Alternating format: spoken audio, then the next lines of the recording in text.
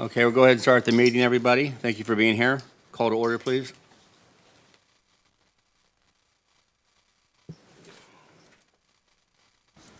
Greg Passmore. Here. Dave Pittman. Here. Scott Thompson. Here. Kent Fowler. Here. And then in alternate, we did have Tracy Johnstone. She wasn't able to be here, so we have Chuck Reynolds. Here. Thank you. Okay, if you'll please join me for the Pledge of Allegiance. Stand. Salute. Pledge. I pledge allegiance to the flag of the United States of America and to the republic for which it stands, one nation, under God, indivisible, with liberty. Thank you.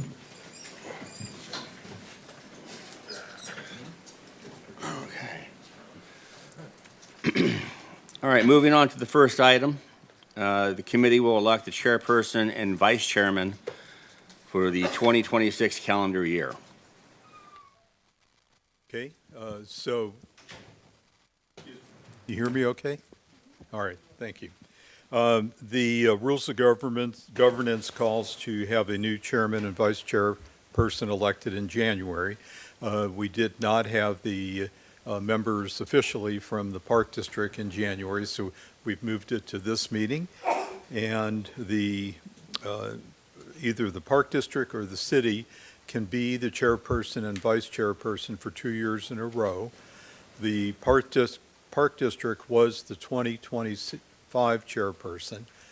So what we need to do is to have you nominate and approve a chairperson and a vice chairperson. So we can have the same person for one more year? You can. Park District, and I'm going to appoint someone else. I'll nominate, Nominated, please.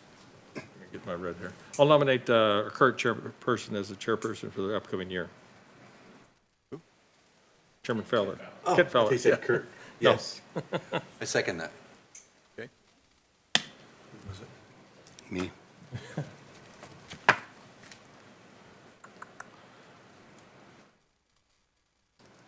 Okay.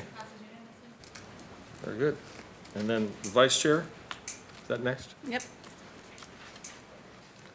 I'm going to nominate Tracy Johnstone. I second that. Okay. I second that.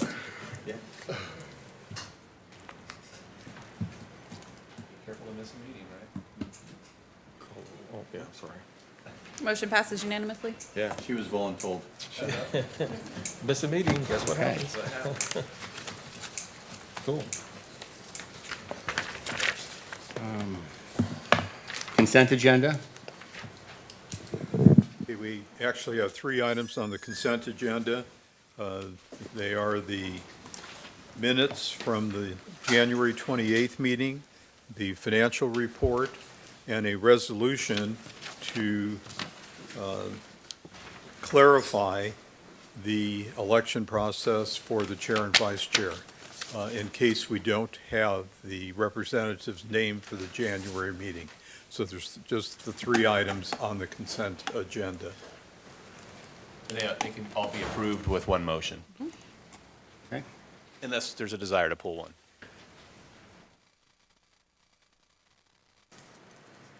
Motion to approve? Second?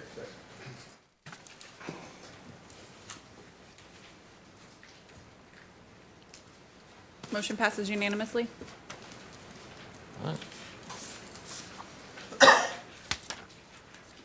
Okay, so we just took care of 2 and 3, correct? Yep. So our quarterly SBF financial update, Yep, we did all those. Yep. So we can go to number 6 now. item number 5. 6. That's done too? All of them, okay. So we'll move on to regular business, item number 6. The committee will receive information regarding the 26 NOFA applications. Okay, so the NOFA was released as $200,000 total, 50% for the historic downtown district and 50% for the Riverbend Park area. The percentages were chosen by the committee to allow funds from either of those to be moved one to the other if it could happen, okay? And so what we're going to do is hear each one of the applicants. We have some obviously in the audience here. They will have an opportunity to present or speak about their application. A few of them have slideshows or videos, so you'll get a chance to see that. Once we've made it through all of the applications, then we'll go back and the committee will entertain a motion, first and a second, either approving or not approving. It requires for those of you that are here, requires a super majority vote, which means that at least one person from the Park District and one person from the city of Oroville and one additional person has to approve the motion. So minimum of 3 votes for an approval. Of the 3 votes, 1 must be the city and 1 must be the Park District. Okay? And so, any questions on that? No. Okay? So, in your packet, on page 33, the first application is for funds for the Riverbend Park area. It was from the E-Center. That application has been withdrawn. So we will move on to the next application for the Riverbend Park area, and that's page 47 of your packet. This is an application from the Native Sons of the Golden West for funds to assist them in placing a California state flag memorial in Riverbend Park. And so do we have a speaker from the Native Sons? We do not. Do not. Okay. We have questions from the committee on the application. They provided information with their matching funds, actually 50% versus the 5% that the committee had asked for. And they actually plan on naming this location the Congressman Doug LaMalfa Memorial Freedom Flagpole. And it would be on a knoll facing out to Highway 70, very visible from 70. You probably will be able to see it from parts of the downtown, I would almost think, and definitely throughout Riverbend Park. Okay, we'll move on to the next item. Committee Member Thompson? Yes, thank you. Just as a, because you're, I'm a member of Native Sons, yes. you can answer my question. So just a question on the choice, I mean, obviously, I'm a big flag person. And big flag, I'm a big flag person. Just as a curiosity, because Doug was a U.S. representative as opposed to a California representative, the choice on a California flag versus a U.S. flag? Okay, so the purpose of the flag originally was to have a California Republic bear flag flying high in Oroville because no one ever flies the bear flag. It's always red, white, and blue, which is a great flag. It is I love a great it. flag. Before he was a congressman, Doug LaMalfa was a state senator, state assembly member, and I'm sure other things before that. So he's done a lot of representation for California. This came after the fact that he had passed, and we were already working on this project, and it just seemed very fitting. It was a natural fit that his name be attributed, because he too was a native son of the Golden West, and he was a great representative of California, so I just found it to be a natural fit, and that's where it lies.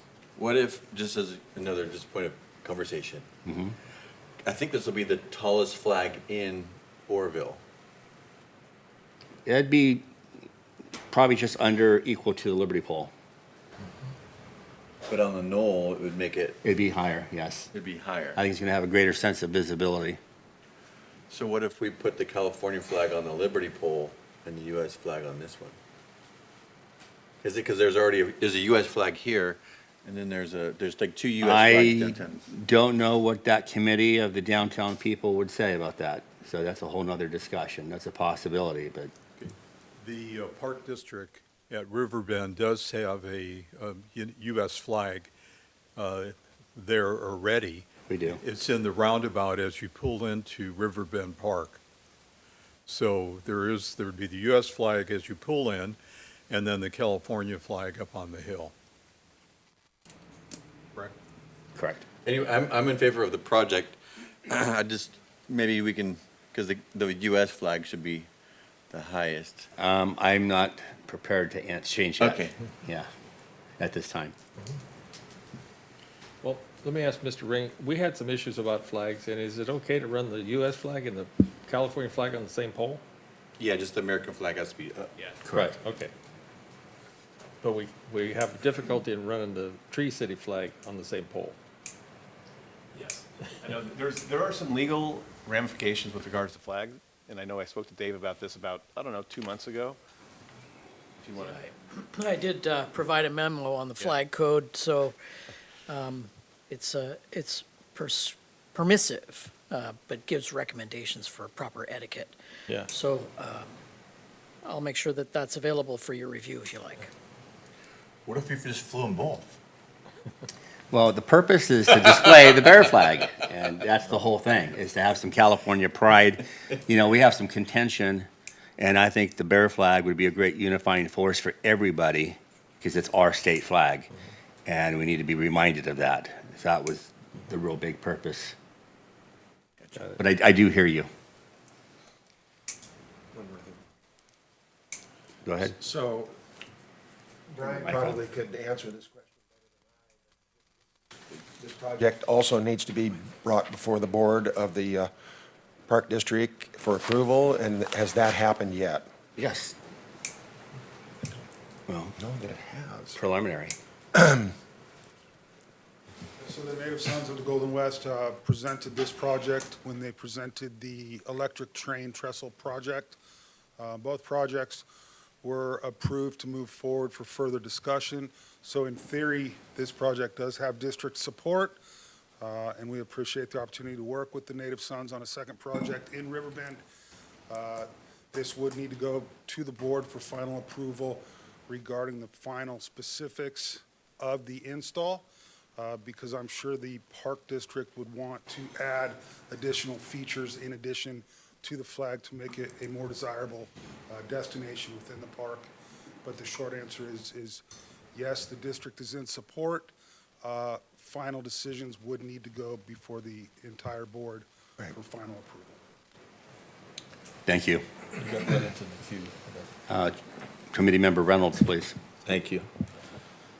So I'm in agreement with this project, but Committee Member Thompson is correct about the flag etiquette, and I believe there are legalities involved, but being that it's being flown separately, I don't, the only flag in the state flag in the United States that could be flown at the same level as the United States flag is the state of Texas, and that's because they are their own union. Every other state has to fly a little bit lower, but it might be if they're on the same pole. I don't think it's a topography thing, because then we would be getting into elevations and things like that. So it might be, there might be a loophole here, but that is the legalities of the flags.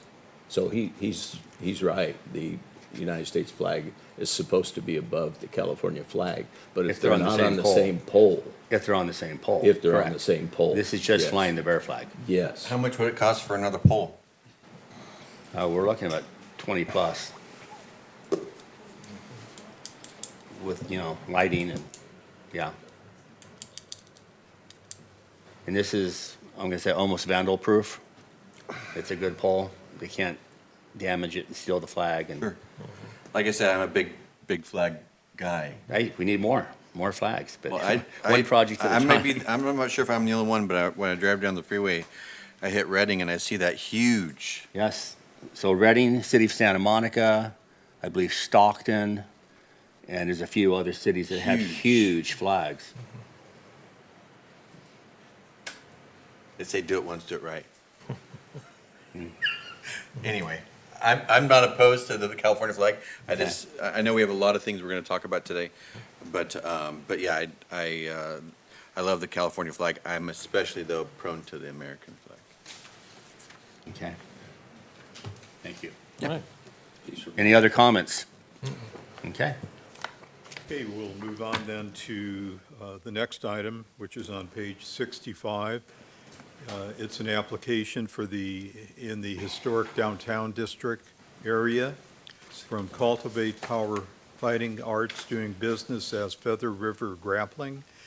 The application's for $50,000. We received a complete application. They provided information with 122% match of funds. They have also, I verified that they have a hold on the convention center for their 2027 event that is part of their application. And we do have a speaker, and the speaker would introduce himself, and then Kayla, I believe, has your PowerPoint. Hello, everybody. I'm Daryl Thompson, otherwise known as Coach Daryl. Welcome. And then, sir, if you'd like, you can advance your slides on your own. There's a clicker right there. Bear with me, guys. I'm kind of a dinosaur.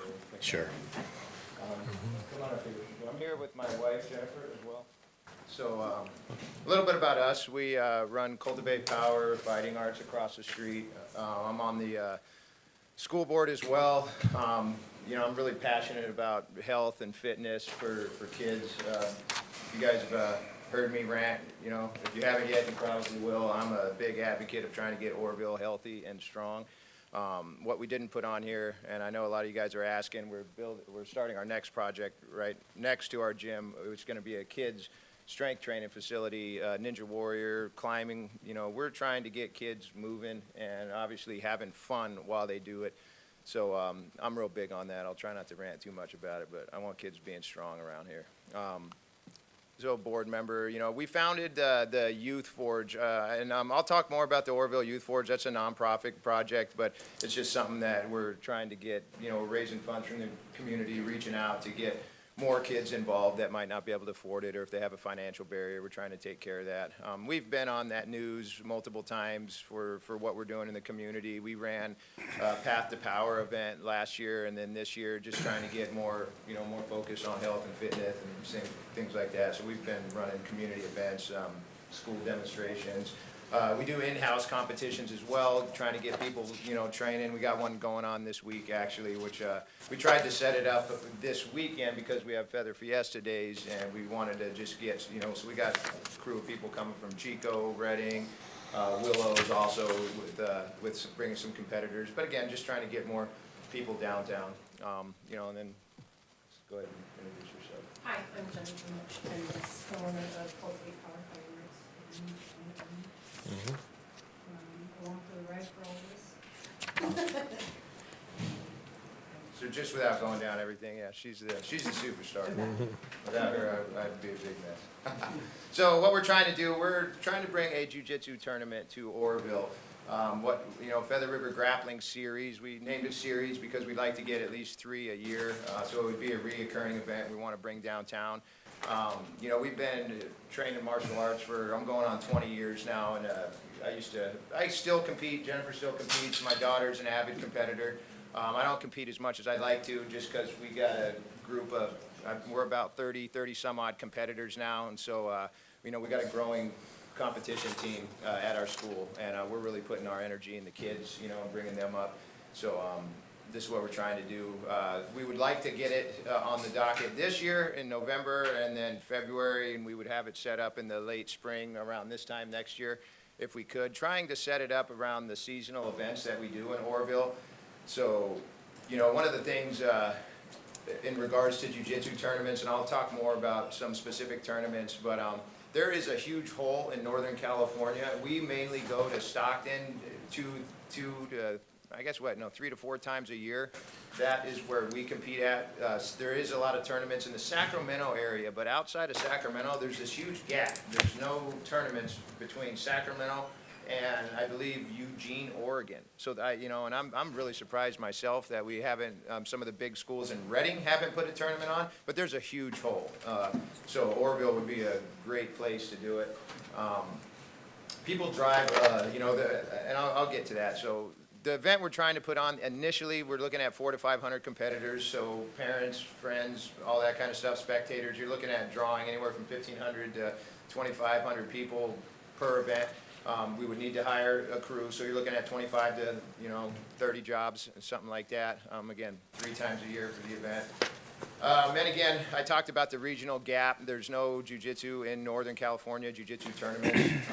Jiu-Jitsu World League, I really like that organization. We're modeling what we're doing off of Jiu-Jitsu World League. They sell out every time in Stockton. For years, they've been doing that with over 2,700 competitors usually, 2,700 competitors, depending on the event that they're doing. They pack the Stockton arena. So that's just an example. Like, jiu-jitsu is the fastest growing martial art sport there is right now. And, so they're packing the Stockton arena, and they're just some examples of how we could, bring a lot of energy downtown Orville. Athletes like us, for instance, we travel over 2 hours to get to Stockton. So, I know people in Reading that travel, from Reading down to Stockton. So a jiu-jitsu competitor it's not, unheard of to travel, 4 or 5 hours or more. Obviously, hotels, restaurants, and things like that. So that's just how it is in the jiu-jitsu world. Again, no major tournaments in Orville right now. So, I also think this brings a kind of a unique, interesting aspect to sports to Orville. So, again, demand already exists. Jiu-jitsu is a fast-growing sport. Athletes are traveling, and nothing in Northern California. So. We ran some numbers. I tried to be real conservative about this. Say we get 1,500 competitors. I've seen anything from an average spend of 50. I was looking at an article today from, I forget, it was one of the U.S. Travel Association maybe, that I've seen up to $200 a day. It depends how far people travel, because what we did, we just were conservative, like, hey, people will come for the day, but obviously you're looking at a lot more in terms of economic impact if people are traveling further for the hotels and things like that.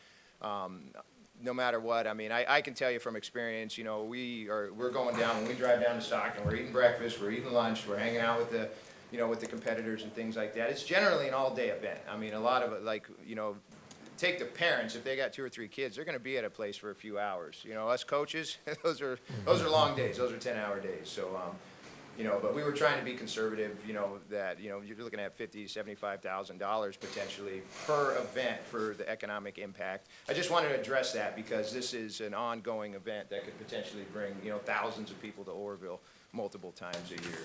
So, there's that. I wanted to talk a little bit about the Youth Forge project. Some of the proceeds, we're going to initially start donating 10% of the proceeds from every event into the Orville Youth Forge so we can reinvest in the community. I want to kind of segue a little bit. I'm on the school board, and one of the things about the Youth Forge that motivated me to start the Youth Forge was that there's a lot of kids that are kind of left out of the athletics in the school system. The kids that are having problems, that have attendance problems, emotional problems like frustration, anger, and things like that, a lot of times they won't get access to these after-school sports. I have been a huge voice for Orville City Elementary School Board or School District to get more athleticism, more athletic programs into the school, and it's happening. I just met with the superintendent on Monday, and he was telling me that the athletics now are better than they've been in a long time. We're getting flag football and soccer and basketball all the way into the elementary schools again.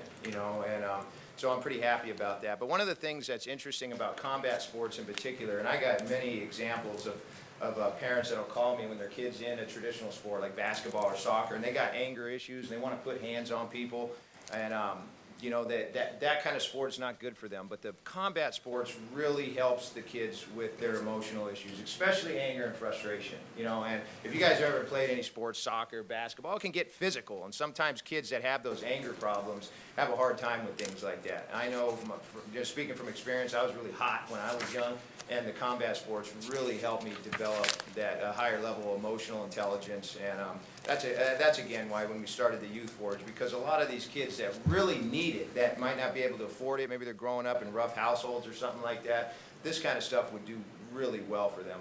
Another thing that's unique in regards to the combat sports and martial arts is that we have lifelong mentorship potential. I mean, you know, I've had coaches that I've trained with for 10+ years, and some of these kids are growing up with us. So I think that's a neat thing too. But that's a little bit about the Youth Forge and ultimately combat sports. It's a little bit different than sports, because I know Orville has some great programs, great basketball programs, great soccer programs. But again, with what we're doing with jiu-jitsu, it's, you know, it separates it. It's a little bit different.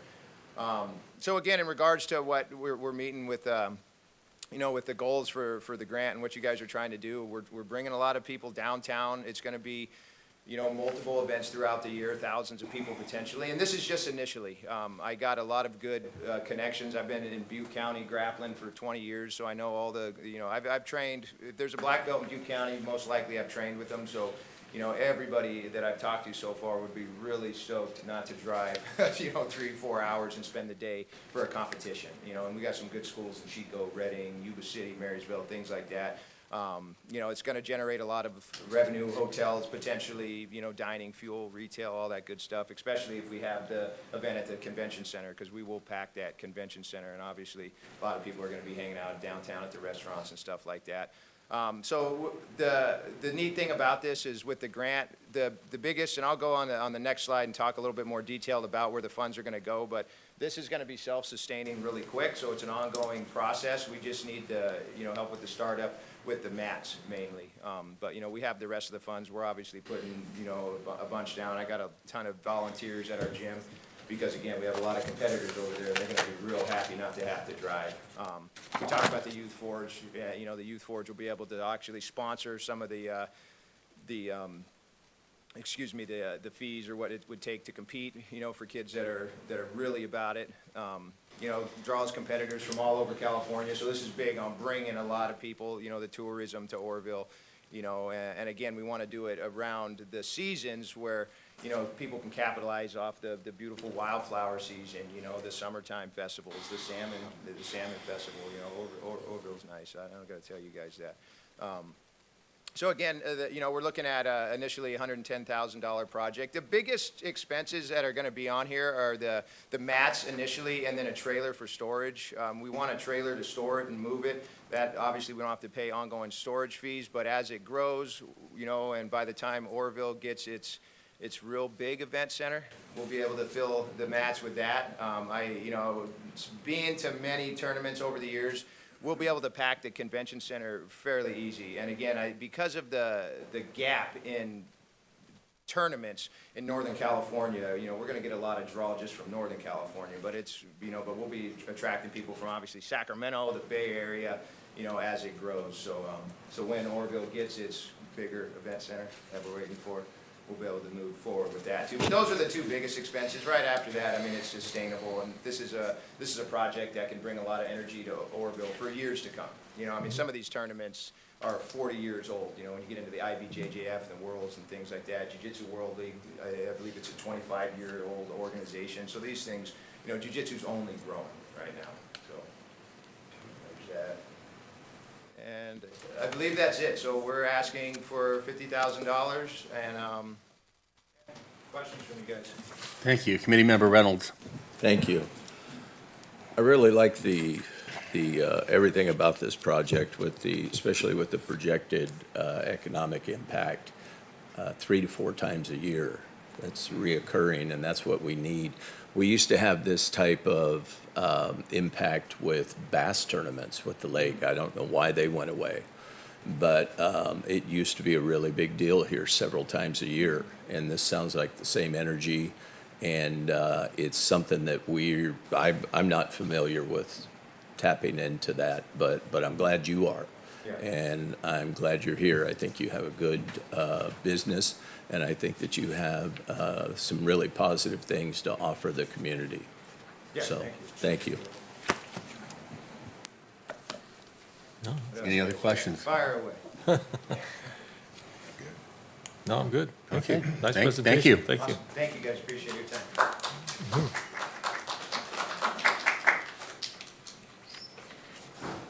Okay, the next item is in your packet on page 83.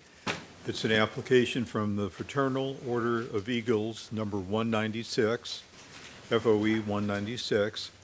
They are asking for $75,000. Primarily, the funds are to refurbish the historic building that they own in the downtown district. And we do have a person with a presentation. And if you would state your name, please, and make sure and use the microphone because these meetings are recorded for future listening to and for legal purposes. Great, I understand, thank you. My name is Trevor Coates, and I'm currently the worthy president of the Fraternal Order Eagles here at 196. We have a couple members actually that are sitting on the board, on the chair people on the board right now. We have a monumental project that is came before us with the restoration and renovation of our building downtown. It is located at 2010 Montgomery Street, and we are less than 500 feet from the Feather River. Size and scope, we have just over 6,000 square feet of building to refinish and refurbish. The historical part of the building, it was erected in 1855. It was originally a bank, one of the first financial institutions in Orrville. The Eagles acquired it in 1962, and since then has been a cornerstone for the community as far as charities, events,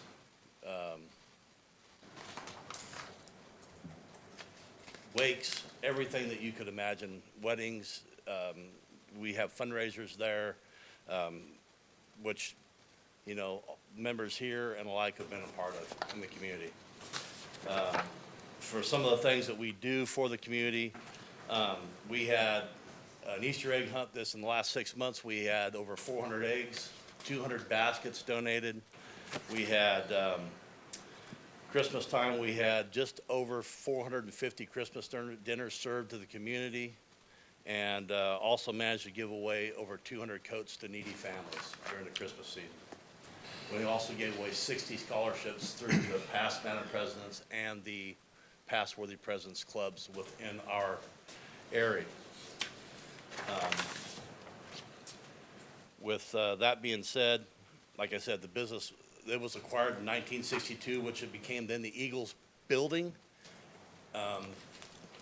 From my conversations with very senior members, probably Mr. Fowler probably has even a better history on the building than I have had, because he's very good in the history of Orrville. But none of them can remember the last time that exterior of that building was addressed as far as the maintenance of it. And it is definitely becoming having a weathered look about it. So with that, like I said, we are requesting $75,000 to try to refinish and refurbish 6,200 square feet of exterior wall along the streets of Montgomery and Myers. We have over 100 volunteer hours that we can that will participate towards the grant requirements, and we have $3,750 in confirmed matching funds. We have also all the, as members, we have general contractors, HVAC contractors, entrepreneurs. We have 850 total members in the Fraternal Order Eagles at this time. So we have a lot of professional knowledge and help to help get this job done. And I think with a partnership with the city of Orrville and with these grant funds, I don't think that there's anything that we can't mitigate and we can't do to make this a gem of downtown.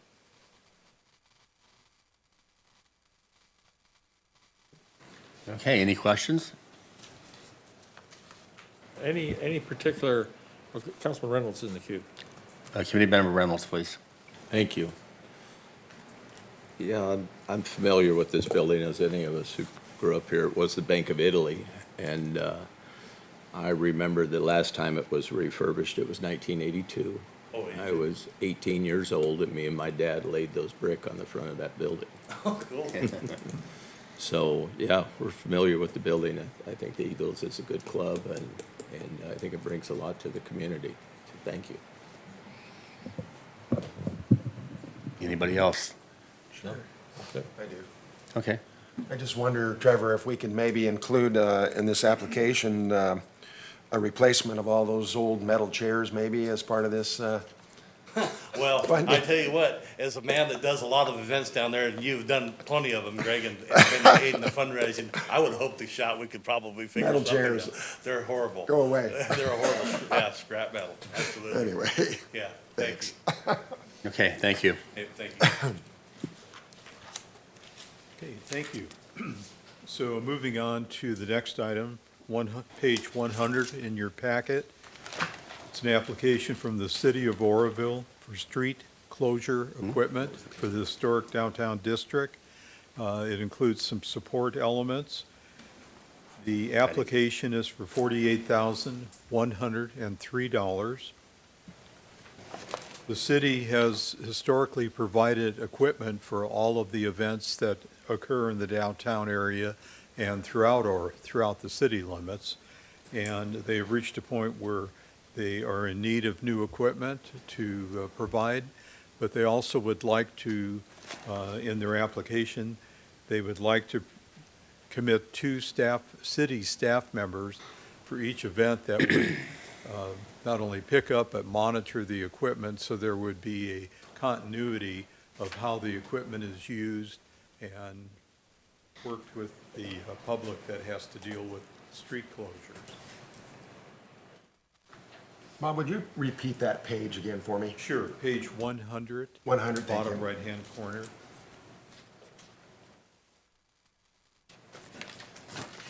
While we don't have a presentation, I can add a couple comments here. The city has a number of, there's, I call them kind of anchor or staple events that the city has every year. Salmon Festival, Feather Fiesta Days, Lights Parade.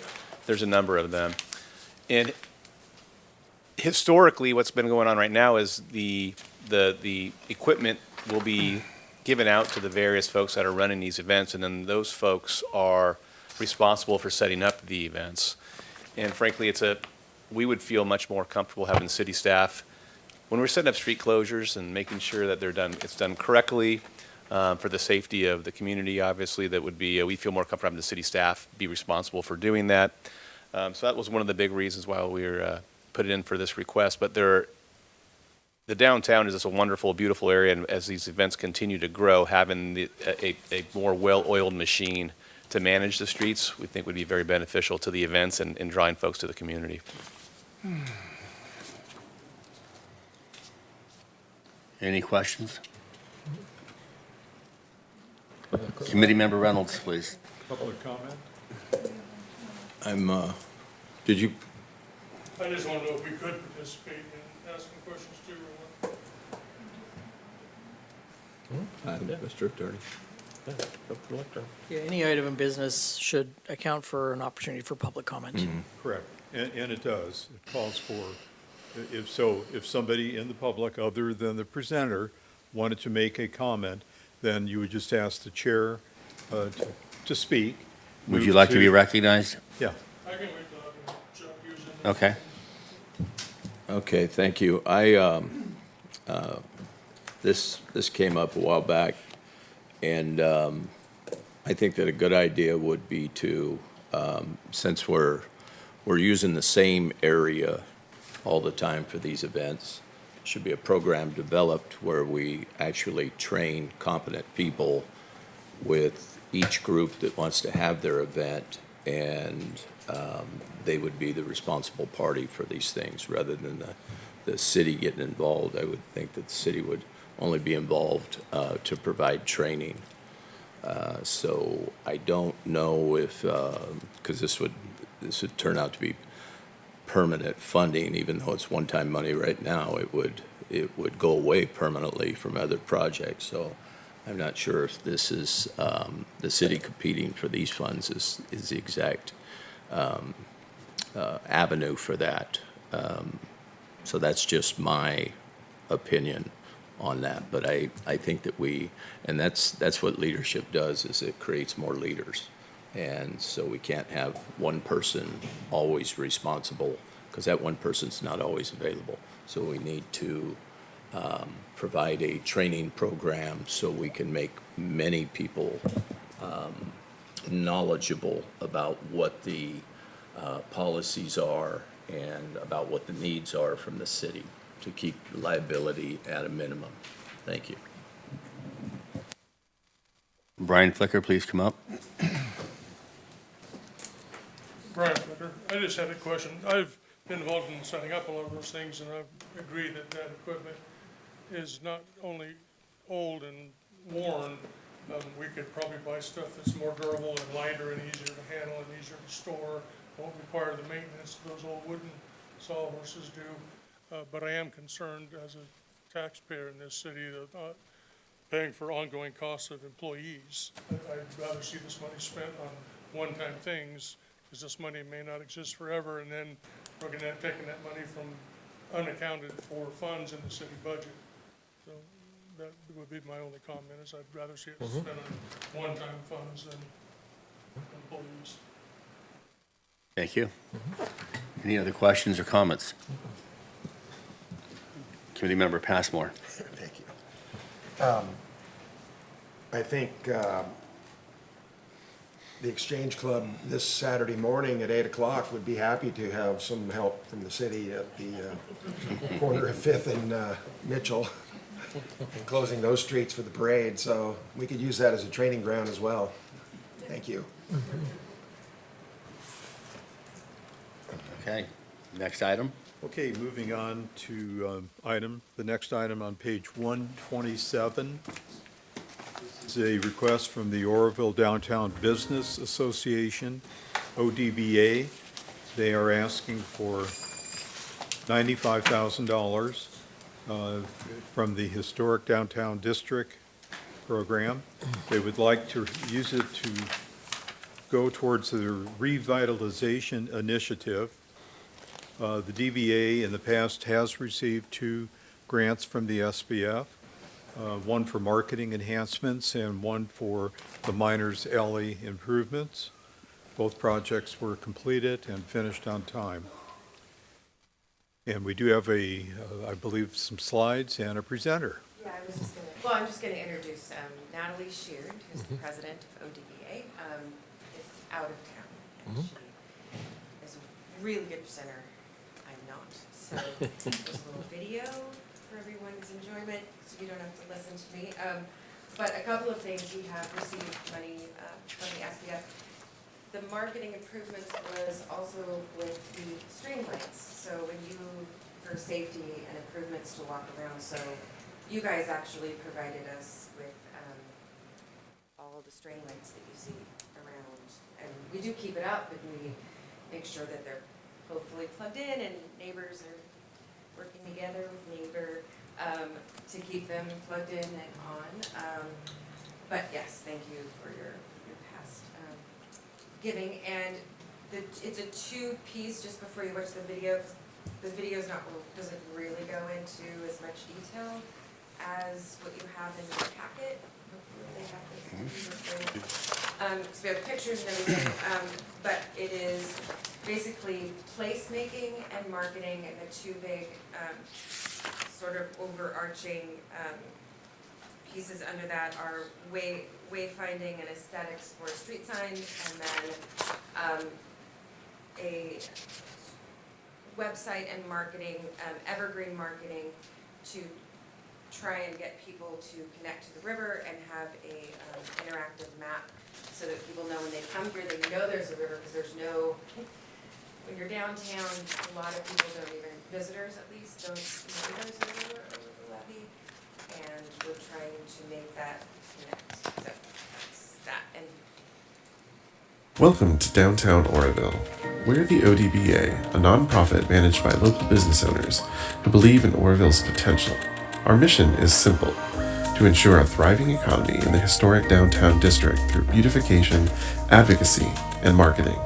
More than just a board, we're a community collective that unifies and protects the historic character that makes Oroville special. As stewards of this district, we make every dollar count. Volunteer Power has painted light poles, put up year-round and seasonal decorations like string lights and flags to celebrate the space. We throw the same muscle behind our events, which drive traffic to our businesses rather than outside vendors. One First Friday event can produce as much as $4,000 in receipts in a single night, and between frequently sold-out ticketed First Fridays and signature annual events such as Christmas Preview, Shop Small Saturday, and the mile-long yard sale, we're bringing the crowds back to Main Street. With the historic Downtown Oroville Revitalization Initiative, we've planned a two-pronged approach. We'll install 27 period-appropriate street signs to create a visual beacon for tourists and provide a springboard for future visual consistency. Then build a digital hub with an interactive map and a high-resolution media library to help us bring the beauty of our riverfront and downtown to the world. This project will guide visitors from the Brad Freeman Trail directly into our shops so we can turn quick day trips into multi-day stays. This will elevate an already charming destination that honors our history while fueling growth in a measurable boost to local sales tax and lodging revenues. This one-time investment will yield lasting benefits for residents and visitors to downtown Oroville for years to come. On behalf of the ODBA, our heartfelt thanks to the SBF Steering Committee for your consideration. Let's keep building downtown Oroville together.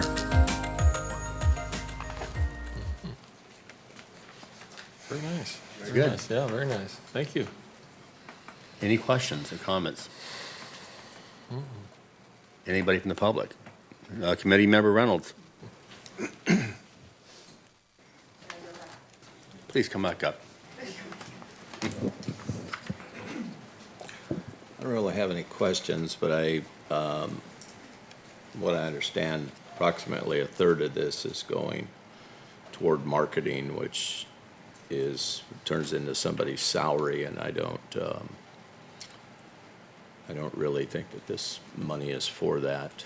I think that the Downtown Business Association is a good association, but I don't think that the line items for this meet the criteria for the descriptive terminology in distributing these funds. Thank you. I'm up next. Oh, hold on. Committee Member Pittman, hold on. Hold on, come back.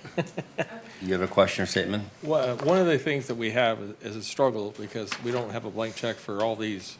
All these proposals are wonderful, but we sit up here for some time to make decisions about yes, no, and maybe. And sometimes it's occurred where, as we look at your number requested, and we may only be able to offer you a partial funding of that. My guess is, and would it be a good guess, that if we funded a portion of it, then you would probably, I'm just guessing, you might not fix one or two street signs or something along that line in terms of a capital expenditure. You're talking about for the street sign portion of Yeah, this? yeah. Or just, I wouldn't know, I guess we could limit the blocks, like just do less. right. There is some Because flexibility. it is quite large, the space. Yeah. The number covers kind of the whole Right, downtown. right. Core. So, I mean, and I'm kind of making an assumption here, but I just wanted to let you know that sometimes when we fund these, sometimes we'll give a portional funding so that you can come back and adjust to it. Yeah. That's understandable. Yeah, okay. Thank you very much. Thank you. Any other comments? No? Public? Oh. Aaron? Yeah, Aaron. Just checking, I know the county was looking at doing a sign throughout the county. Do you know if they're implementing that or if this would be in line with those signs? They had talked about having several meetings of a certain style and. Yeah. Go ahead, come on up. Answer. Please come back. Yeah, come on back. So, yes, there was through Butte County and Butte County, few years ago, we did a wayfinding sort of, they hired a company to go in and say, okay, this would be all the wayfinding signs could all look like this, or they could look like this, and put some guidelines to them. This would be more of a historic restoration. But we did talk to, we do talk to Nicole, and she could see if that would be a part of it, but those are mostly like Butte County wayfinding signs. So sort Okay. of not walking around signs, but on the freeway. And Okay. maybe even Oro Dam would have those specific guidelines put towards them. But when you're walking around downtown, they're more just decorative. Okay. Yeah, I appreciate it. I remember a discussion on it, and I didn't want to But have before something you leave- conflicting. Yeah, yeah. So I'm curious now, so are we speaking about the county actually taking on a new uniformity and signage? Is that what I'm hearing, or is this the Butte County Tourism? Explore Butte County Tourism, I think they worked with the county. They worked with, there was like it's basically a group that came together and talked about what it would look like to have signage in Butte County that had like a Butte County looking Theme. Symbol. for Okay. wayfaring signs. So you're driving down Highway 70 and you're like, I'm still in Butte County. That's a cute sign with a bear on it, whatever, you know. just Right, something right. that says Something Butte definitive of County, Butte County, right. Way up on highway, you know, so all over, just so there was kind of a look and feel. Right. And they had I believe it was a marketing agency. who Correct. started to do a study and kind of come up with a plan. Was never implemented. Explore Butte County just wanted to see what that would look like and kind of get some optics on it. So is this a recent speculative project, or is this from way back? The last meeting I was in was early last year, so Okay. I just couldn't remember where it stood. County was taking the lead on it. Explore Butte County gave funding for it and assisted, but it was the county that was kind of taking the lead. So it would be Okay. similar throughout the county. So Chico would have a similar sign, but they looked at having like the Sutter Buttes on the signs, and I just don't know where it ended, and I would hate to see us put signs up that were going to be conflicting or Yeah. have to be redone, or that's why I was just double checking. Yeah, I did talk to Nicole. Nicole wrote a letter of recommendation, so from Explore Butte County Perfect. for this, and you'll find that in your packet. Yeah. But we did talk to her about that, because we were also thinking, could we ask for wayfaring signage up on Oro Dam, like come downtown, or, you know, get people from the freeway to go downtown. And that would apply to those signs, to those wayfaring signs, but this is strictly like a street sign in the downtown area to just match the buildings and not be so modern and No, that makes sense. decorative. Yeah. Thank you. Thank you. Thank you. Thank you, Aaron. Great question. Yeah. Next item, please. Okay, the next item starts on page 151 of your packet. It's from the Oroville Area Chamber of Commerce. They're requesting $50,000. They say that the funds will be used for multi-purposes, including wayfinding signage, outdoor information kiosk, a digital window display, and a visitor center identity enhancement. The Chamber has been the recipient of many grants from the SBF for purposes ranging from marketing to bringing people into the downtown area and to supporting events such as the 4 anchor events in town. As a comment, I'll just make, once the FERC project 2100 is approved and the SBF begins to receive up to $1 million a year, the Chamber of Commerce automatically gets $60,000 per year from that money to do things such as they're proposing. But in the meantime, that money is not here yet. So with that, we do have a speaker. Hi. Hi, Amber. Amber here from the chamber. So, and with that 60,000, the plan has been to use it like we've used SBF funding in the past, which is for marketing, tourism promotions. So, with the outline of this NOFA proposal, we saw an opportunity to use one-time funding that wouldn't require long-term maintenance for the signage. If you actually go to page 162 and 163, you can see some visualizations of what we're kind of looking forward to doing with this funding. And so, just like the DBA just said, a lot of people who come to downtown don't realize there's a river right over that levee. And us being one of the entrance buildings, once you exit Highway 70 and come down Montgomery Street, we feel this would make it a great opportunity for us to be a gateway into historic downtown Oroville, promote that Centennial Plaza, and the Feather River is just right up the street from us. Start promoting that. And then we're already the visitor center, so we're just looking to elevate it. We've had the same building for decades now, so this will just upgrade what we already are, which is the visitor center. That way, especially that outdoor kiosk will allow us to display recreational signs throughout the year 24/7. We can have the State Parks DWR trail map in there. We can have the Explore Oroville map in there. We can keep it updated with upcoming events with the digital display. We can keep consistent up-to-date stuff, so for upcoming festivals, upcoming events in the downtown area. And so this is all just to elevate what we already are and give us more of a connection to that riverfront by showcasing where Centennial Plaza and the Feather River is, which is especially personal to me. I was around when Centennial Plaza got built, and it's just a beautiful underutilized park, so we just wanted to assist in that. And that's what I got. Any questions? Thank you. I think we're good. Okay, thank you. Thank you, guys. Okay, Next the item, please. Next applicant starts on page 167. Is from the city of Oroville. They would be working with the city docent program, and it's regarding a proposal for the Sank Park area. Do we have a speaker from the city? We do? Okay. Thank you, Tim. Good afternoon, Board. My name is Tim Caber. I'm the Director of Public Works for the city.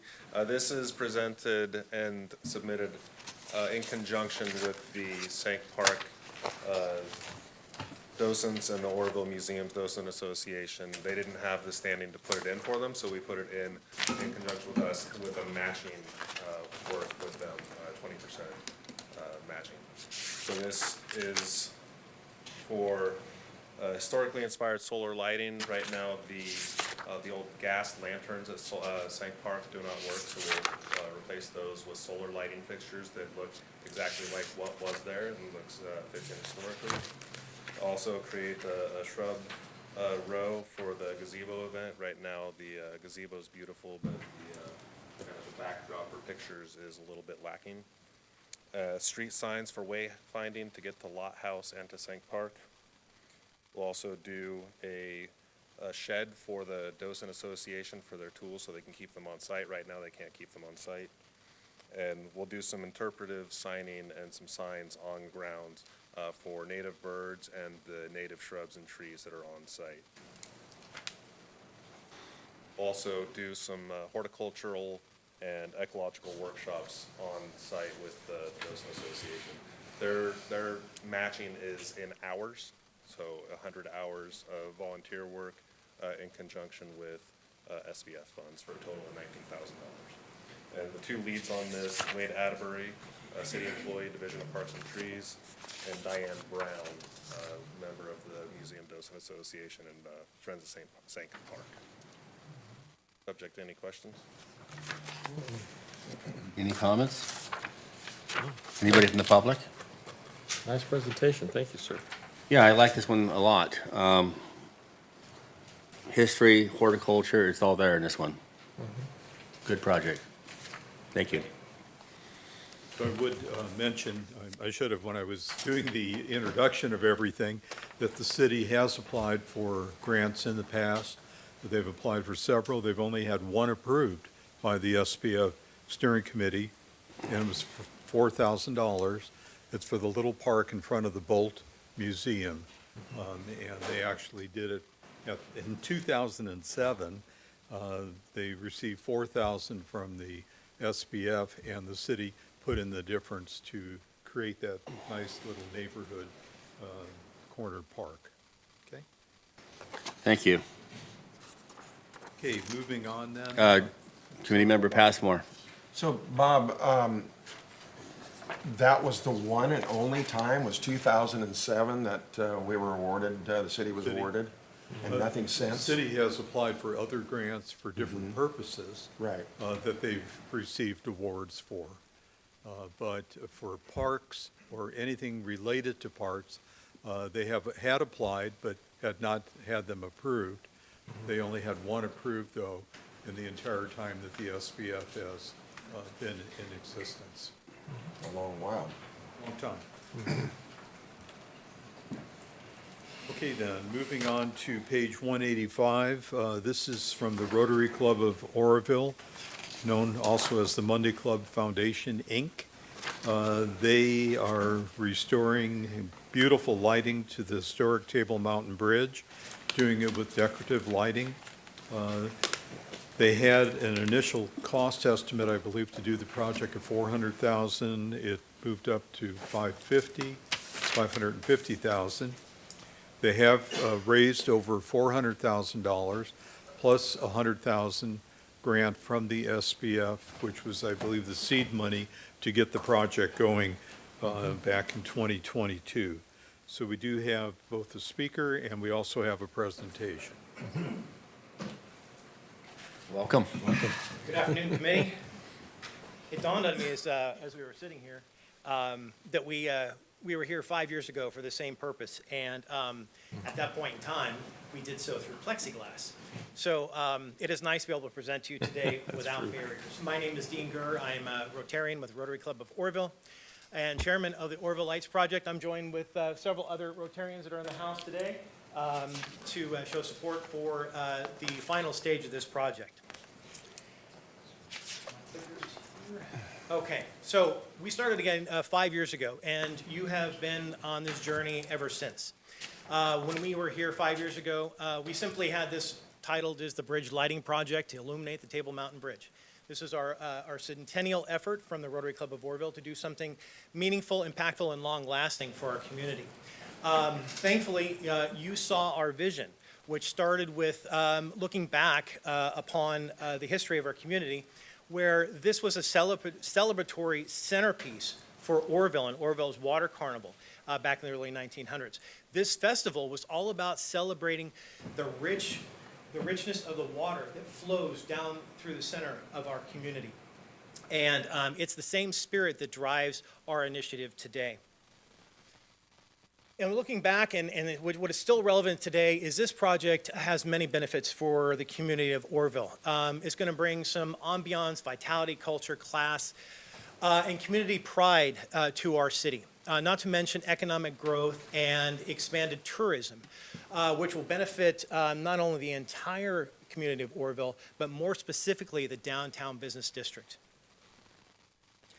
And you bought into the vision. You saw where we were headed.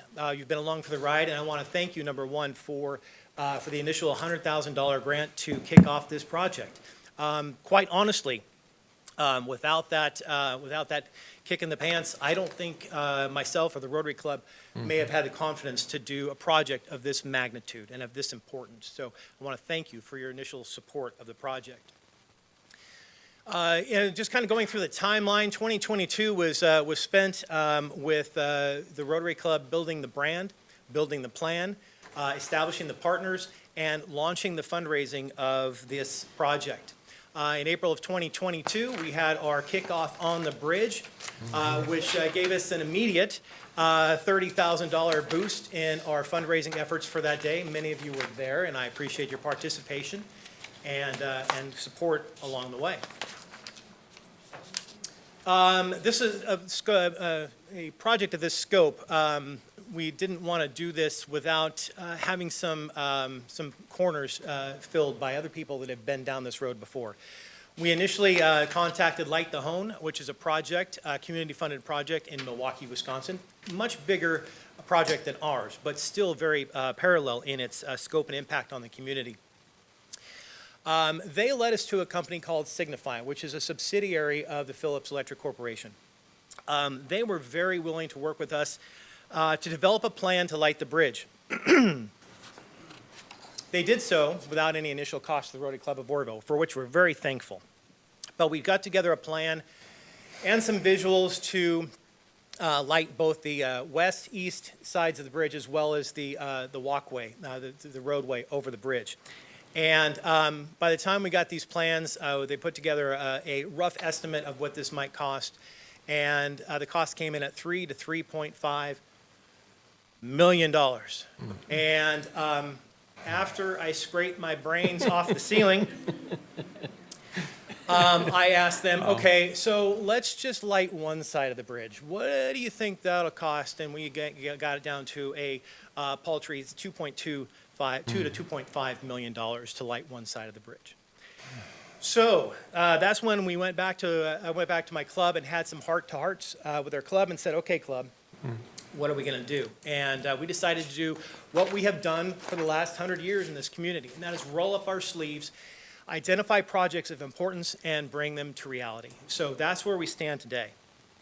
In 2023, we made local strategic partners. We partnered with Wonder Lighting and Controls, that is just outside the Bay Area, for the sourcing of the lights, as well as the programming, and they will be our partners to go into final commissioning of the bridge.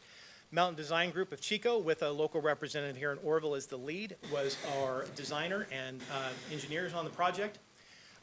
Following year, we contracted with MC Squared, who designed our interactive website for the project, including Find My Light features on the website. And most importantly, the biggest piece of the puzzle was Star Energy Management. Star Energy, if you're not familiar with them, they are a local business. They are family owned by the Burkholz family. And they deal mostly with municipalities and larger businesses throughout the state of California. We're real fortunate to have them in as a partner on this project. And in the end of 2024, we had our Blueprint of Brilliance. Also, many of you were involved in that particular kickoff to begin the construction of the process, which took place mostly through 2025. It was all about getting lights on the bridge. So this is a Star Energy crew working on the bridge here. And we have installing LED floods there. We have since installed LED nodes as were designed on the project.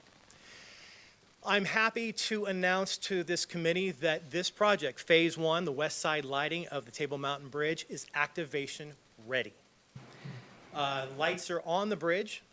We are awaiting scheduling, and they are anticipated starting next week with a successful application from this SBF. They're ready to start as early as next week. As far as goal alignment, I think the initial investment in this project speaks volumes to the goal alignment with the SBF. It enhances recreation, it drives tourism and regional visitation, supports economic development and increasing foot traffic to historic downtown, strengthens community connection, activates existing infrastructure without expanding environmental footprint. It creates ongoing community engagement, aligns with the waterfront development and placemaking goals for the river corridor, provides broad public benefit with free inclusive access, and it leverages prior investment to bring a nearly completed asset to full operation. The Table Mountain Bridge is a centerpiece of our downtown. It's an icon in Orville, and it is quite literally the poster child of this SBF conceptual plan. I think it's a perfect fit. I can't think of a better project that touches literally the Feather River in multiple points and connects two major parts of our community. This is also not only fueled by the SBF, but it is fueled by our community. We have several major donors illustrated here on the screen who have been generous And this doesn't even touch the multitude of individual donors and private citizens who have purchased a light on the bridge and made their dedications thereon to make this project a reality. So again, we have Phase 1 West Side activation ready. The total project did grow to $550,000. We have raised over $502,000 to date. And to finish the project, we're looking for, and this is a rounded number, $48,800 for full activation of the project.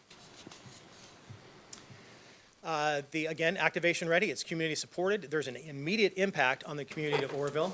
And the exact ask, it's cut off there, it's $48,000, $48,719.08 is the actual ask of this committee.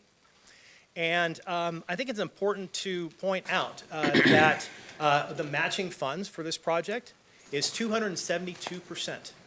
That means for every dollar invested by the SBF on this project, the community has returned an investment of $2.72. So, Cole, would you consider that a good investment? Okay. In addition, by bootstrapping this project and becoming project managers, which we didn't really have the intention of doing, we've saved the community over $1 million on this project. It will, if successful today, it will be just in time to help celebrate our nation's 250th birthday. We are looking forward to this being a very unique celebration of our Independence Day, and Oroville Lights would like to be a part of that with special shows scheduled for the 3rd and 4th of July. We hope to have a simulcast to go along with that. And if our funds are approved by the SBF, we will make sure the SBF is the title sponsor for those shows for the Independence Weekend. So committee, we're asking you to once again roll up your sleeves with the Rotary Club of Oroville and help us finish this project and bring light to our community. Thank you very much. Thank you. Committee Member Thompson. It's funny, my brain is just funny. My first question was going to be, well, what's the nexus to the river with this one? The nexus? Yeah, to the river. the distance to the You river. can't get closer. You will get your feet wet. You're in it. But no, what in all seriousness, what I do appreciate about your whole committee, and I think it is a pattern for anybody who is applying to the SBF, is the community support and donations. You know, as you pointed out, the amount of funds that have been donated by the community on top of what the SBF has done. And I think that that is a pattern that we all who apply for these funds should mimic, is not just, you know, asking for funds here, but also showing donations from the community on top of that, which you guys have clearly gone above and beyond and shown the not just vocal community support, but you know, what's your money where your mouth is support that you guys have done. So good job. Thank you. Yeah. And will I get to hit the switch? I'm just We're gonna joking. raffle that one Just off. joking. There you go. I want to end it in a Tickets joke. available next week. Joke. Yeah. Committee Member Pittman. Yeah, thank you. Obviously, I'm going to be very brief, but one of the things that I've been told many times is small community of Trinity, and they have the Trinity River and they have the bridge. Normally in Trinity, there's a population of about 1,000. When they light that bridge up, the population triples, 3,000. So I think that I've been told many times the branding of this as a light for Oroville is going to speak volumes to the history of what goes on and how we do things. So I just want to compliment that, not only as a Rotary member, but just as an SBF member. This is exactly what we're supposed to be doing up here. Because this was a project nobody conceived during the negotiations of the dam relicensing. And that's exactly why the SBF exists, because who knew this was going to happen and be existing as an idea. The other thing I wanted to mention too, and just, not that I'm trying to highlight any of the huge amount of donations that have occurred, but you might let the committee know that even the contractor the Star threw in some donations, so you might mention that to the Yes, rest of the group. again, speaking about that piece of the puzzle, Star Energy was instrumental in helping keep our costs, around the $500,000 mark. They came in at just under $300,000 for their bid, their successful bid to build this project. All other bids that came in were at or over $500,000 strictly for installation. So they're very community-minded, and they sharpen their pencils very sharp. And they did have we did have about a $15,000 contingency in that bid. They went over by about $10,000. And rather than come to us with change orders or so forth, they absorbed that and have donated $10,000 to the project themselves. That's all I got. Any other comments from the public? Yep, Mr. Passport's in Oh, Mr. Passmore. Dean, can you touch on how this project affects any and or, overall maintenance to that bridge in the long term? And I'm not even sure who's, responsible for the maintenance. County. Well, Rotary Club will keep our sleeves rolled up for that purpose. We of course, anticipate, if successful today, we will have some operational costs to see us through the first year. And we will have ongoing fundraising. We will have ongoing, there's still lights on the bridge that are available for dedication and purchase. So that will help fund it. The maintenance of it, the actual physical maintenance of it, thankfully we have a local contractor. When we went with Signify, we would have someone from out of town, their boots on the ground. The lights that we chose to go on the bridge are easily updated, easily changed if we have issues with them, and a relatively low cost to the product we were looking at before. If one light went out, we'd have to replace the whole chain. These are individually hot swappable, so maintenance should be low. The biggest expense will be the ongoing PG&E bill, which we really, at this point, we don't know exactly what it's going to be. We have had estimates, from a couple $100 a month to more. We don't know until we get boots on the ground and get that light switched. The Hone project in Milwaukee is a very large project. They have an agreement with their local municipality that they will cover $250 worth of electricity a month. The project is responsible for the overage. To date, there haven't been any overages there. So it's all LED, so it's a pretty low impact on the grid. All right, thanks. Committee Member Pittman?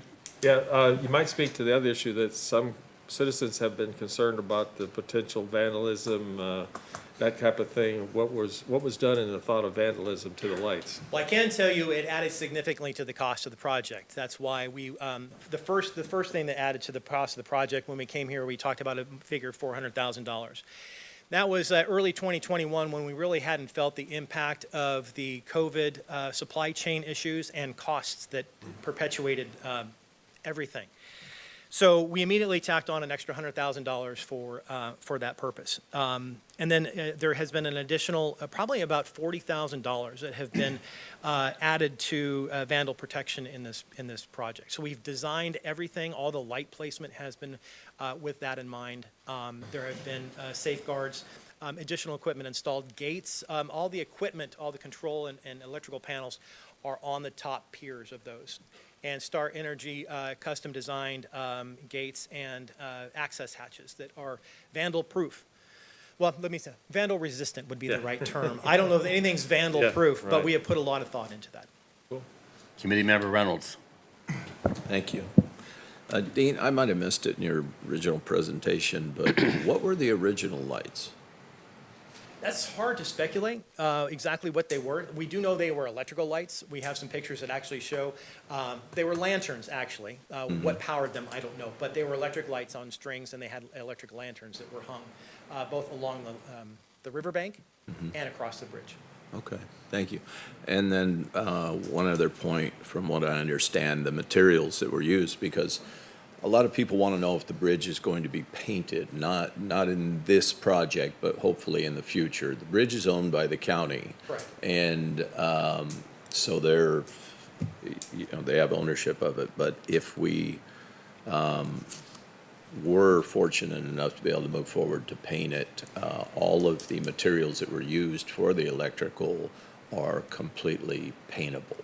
Correct. Yes. That is correct, yes. And also, the lights themselves, the nodes, are installed with magnets, very heavy-duty magnets. And so when it comes time to make that, they should be able to just pop them off, scrape, paint, do what they need to do, and they go right back on. So it's built with that in mind.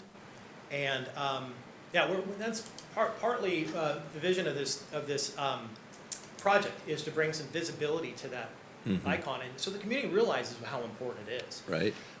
And we're hopeful that the county at some point will make painting a priority, but I don't see it happening in the near future at all. I think that most of us who grew up here have quite an investment on there with side mirrors off of our vehicles. I have heard those When we were stories, learning to drive, we all left a few laying on that bridge. The front of my 280Z. Yeah. Yeah, very true. Thank Okay, you. we have a person from the public that wants to speak. Yeah. Brian Flinker, I just wanted to further address, I don't remember if it's Greg or Kent that asked the question, but ongoing costs for electrical and that. One of the big things that's really cool about this project is that we're making available to the public that they can rent it for a light show. So if you have a Cinco de Mayo, you want to do red, green lights, or the 250th, 4th of July, red, white, and blue, one of the ones that really sold me on it was the Home Bridge did a birth reveal. So, you know, the blue lights chase the pink lights, and the pink lights chase the blue lights, and then it all turned blue. So people were able to rent that bridge at a cost, and we plan on using that money to help defray the ongoing electrical costs. What does that cost? Any idea? We haven't established the price for Have it not yet. established prices yet. I'll let you know as soon as that happens. Thank you. Community Member Pittman. Yeah, that's all I was gonna add, is the factor that it's gonna be an event center, which also is something we're not really talking about, but that's the thing about it. You know, you can have a dinner there, or a special event, or a variety of things, which speaks to a future revenue stream to support it, so. Yeah, thank you. Well, I'm just going to say I'm very excited. I was for this project way before it ever was. And I want to say thank you in Rotary. Great job. And we're going to get it done. Thank you. Thank you, appreciate it. Okay, moving on to page 200. We have an application from the Lake Oroville Area Garden Club. They are asking for $2,500. They provided information regarding matching funds of 53%, even though the committee had asked for only 5%. They plan on doing a complete refreshment of the historic Eman Home landscaping, which, if you've driven by it recently on Lincoln Avenue, it's pretty sad looking. And they also plan on putting 2 antique pieces of equipment to complement the olive industry. The applicants would also be working with the Butte County Historical Society, and this is the first time that they are applying for funds from the SBF. We do have a speaker and I believe some slides. Welcome. Good afternoon, committee. My name is Gina, and I'm with the Garden Club. So, let me see. Okay, it's on the first slide. So what we're doing here is we're only asking for the $2,500. We do have more than matching funds. The very first phase of this project would be to start. We've already done a lot of the pruning. So the olive tree is now a tree shape.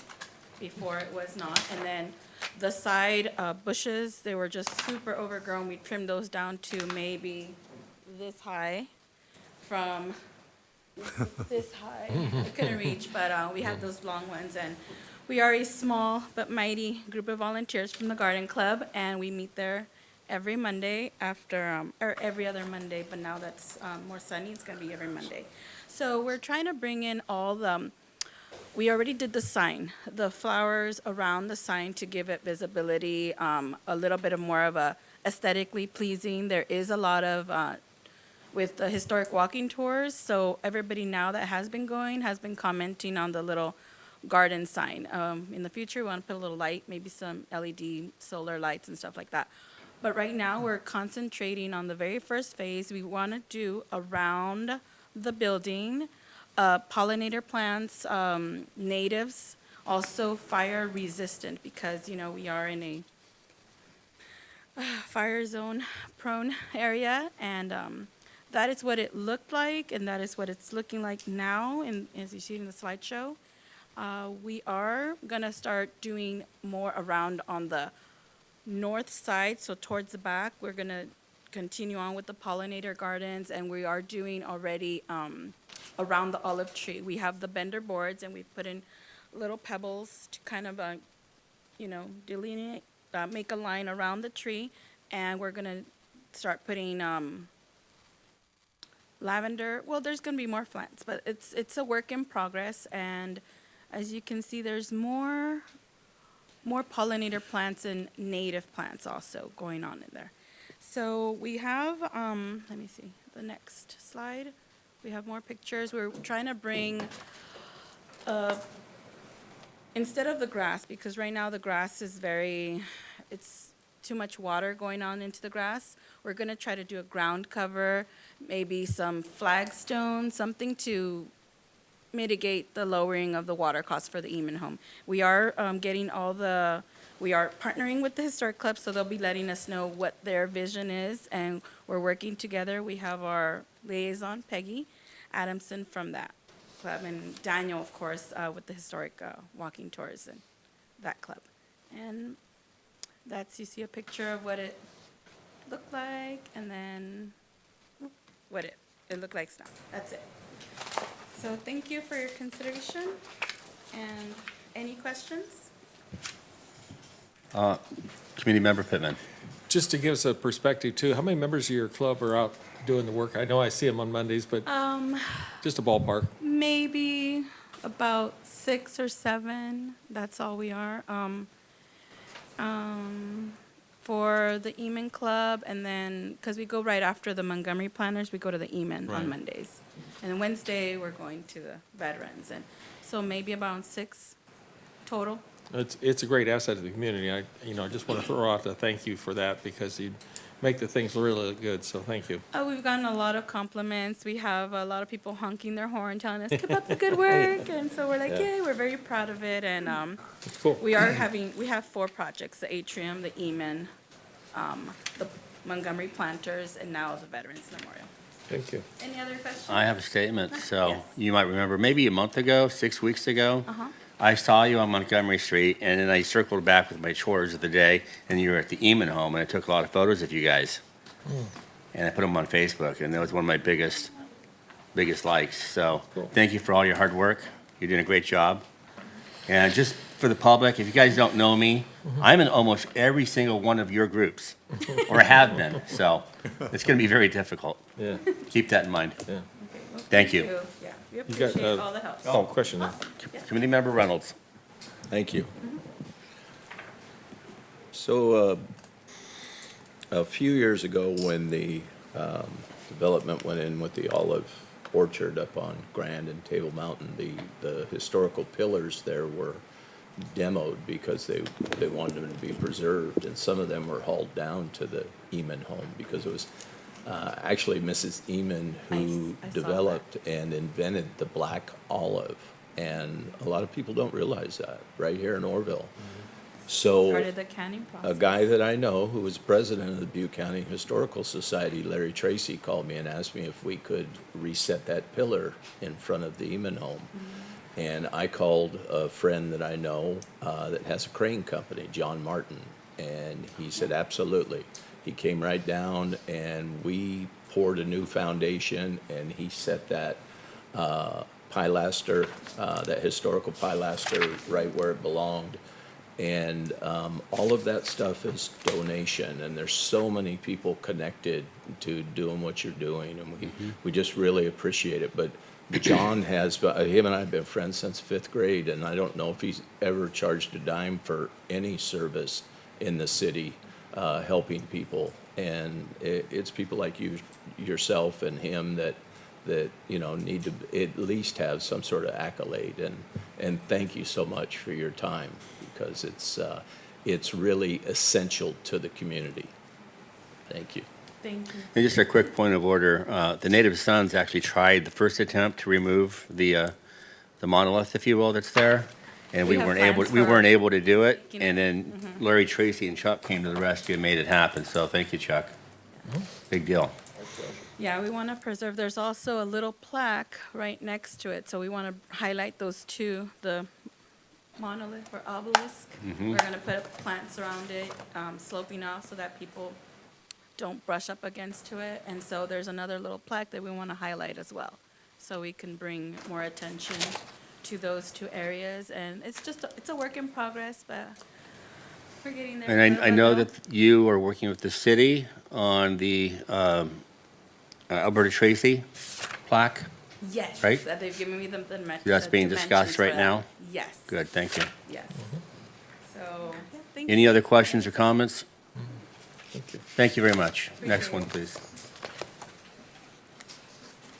Hey, if you'll turn to page 218 in your packet, we have one last presentation, and this is from the Lake Oroville Area Garden Club again.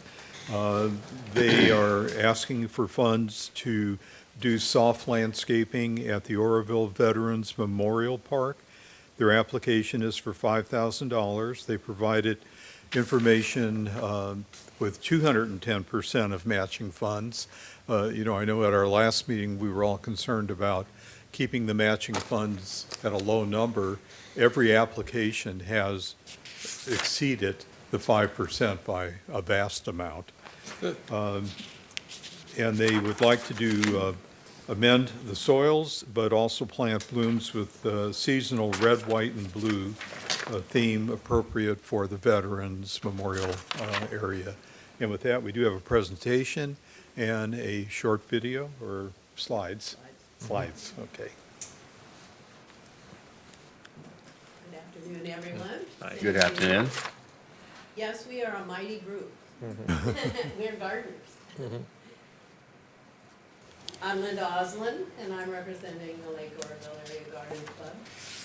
I'm Chair of Community Outreach and Civic Beautification. Our grant is for beautification of the Oroville Veterans Memorial Park. It's also known, if you don't know, as the Butte County Memorial Park. And the project here, this is my first grant, my first presentation here, so bear with me to honor our veterans. Veterans Honor Group. My subcommittee chair, Peggy Mitchell, is a U.S. Air Force veteran. We have veterans among our membership who are veterans. Very important to us. We established and we donated and installed the Blue Star Memorial in front of the Veterans Hall, if you remember that, on Montgomery, back in 2022. We want to beautify the park with blooming gardens and native plants, create a welcoming entry to the park and historic downtown, improve recreational use along the Feather River, and the park, as you may know, extends into the Feather River. So across the Brad Freeman Trail, it goes all the way into the river. We want to replace their non-native species with drought-resistant native plants.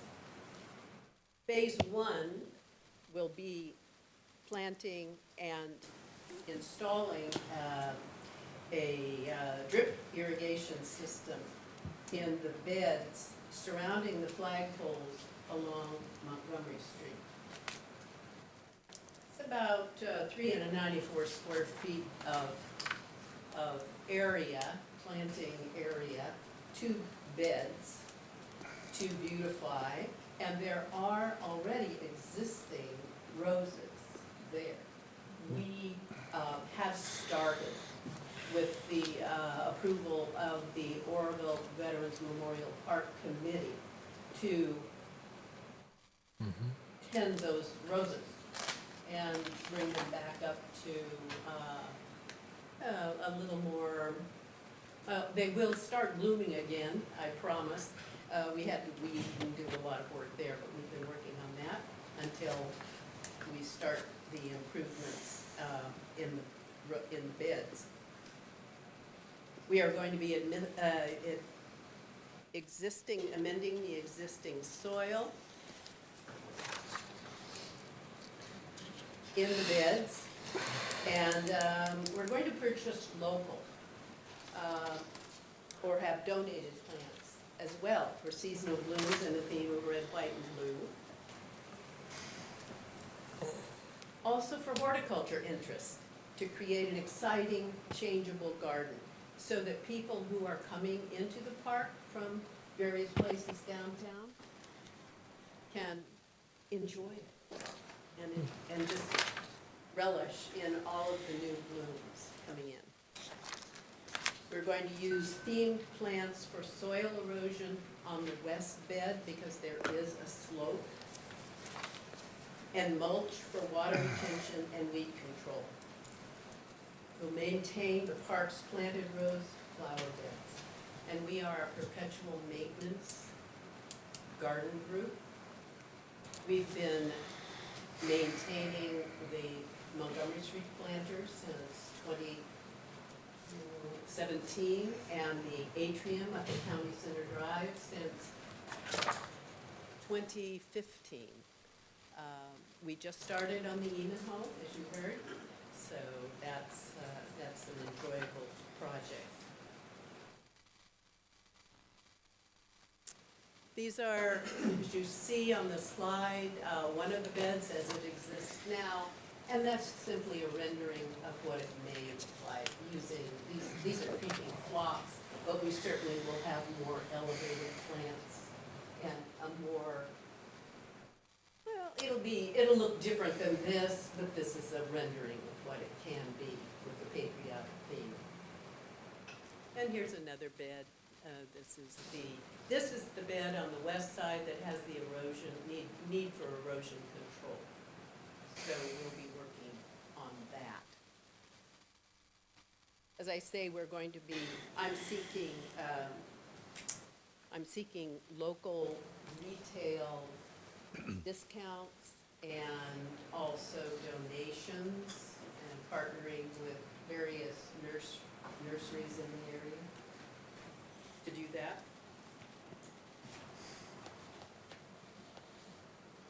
The north side of the park will be phase 2.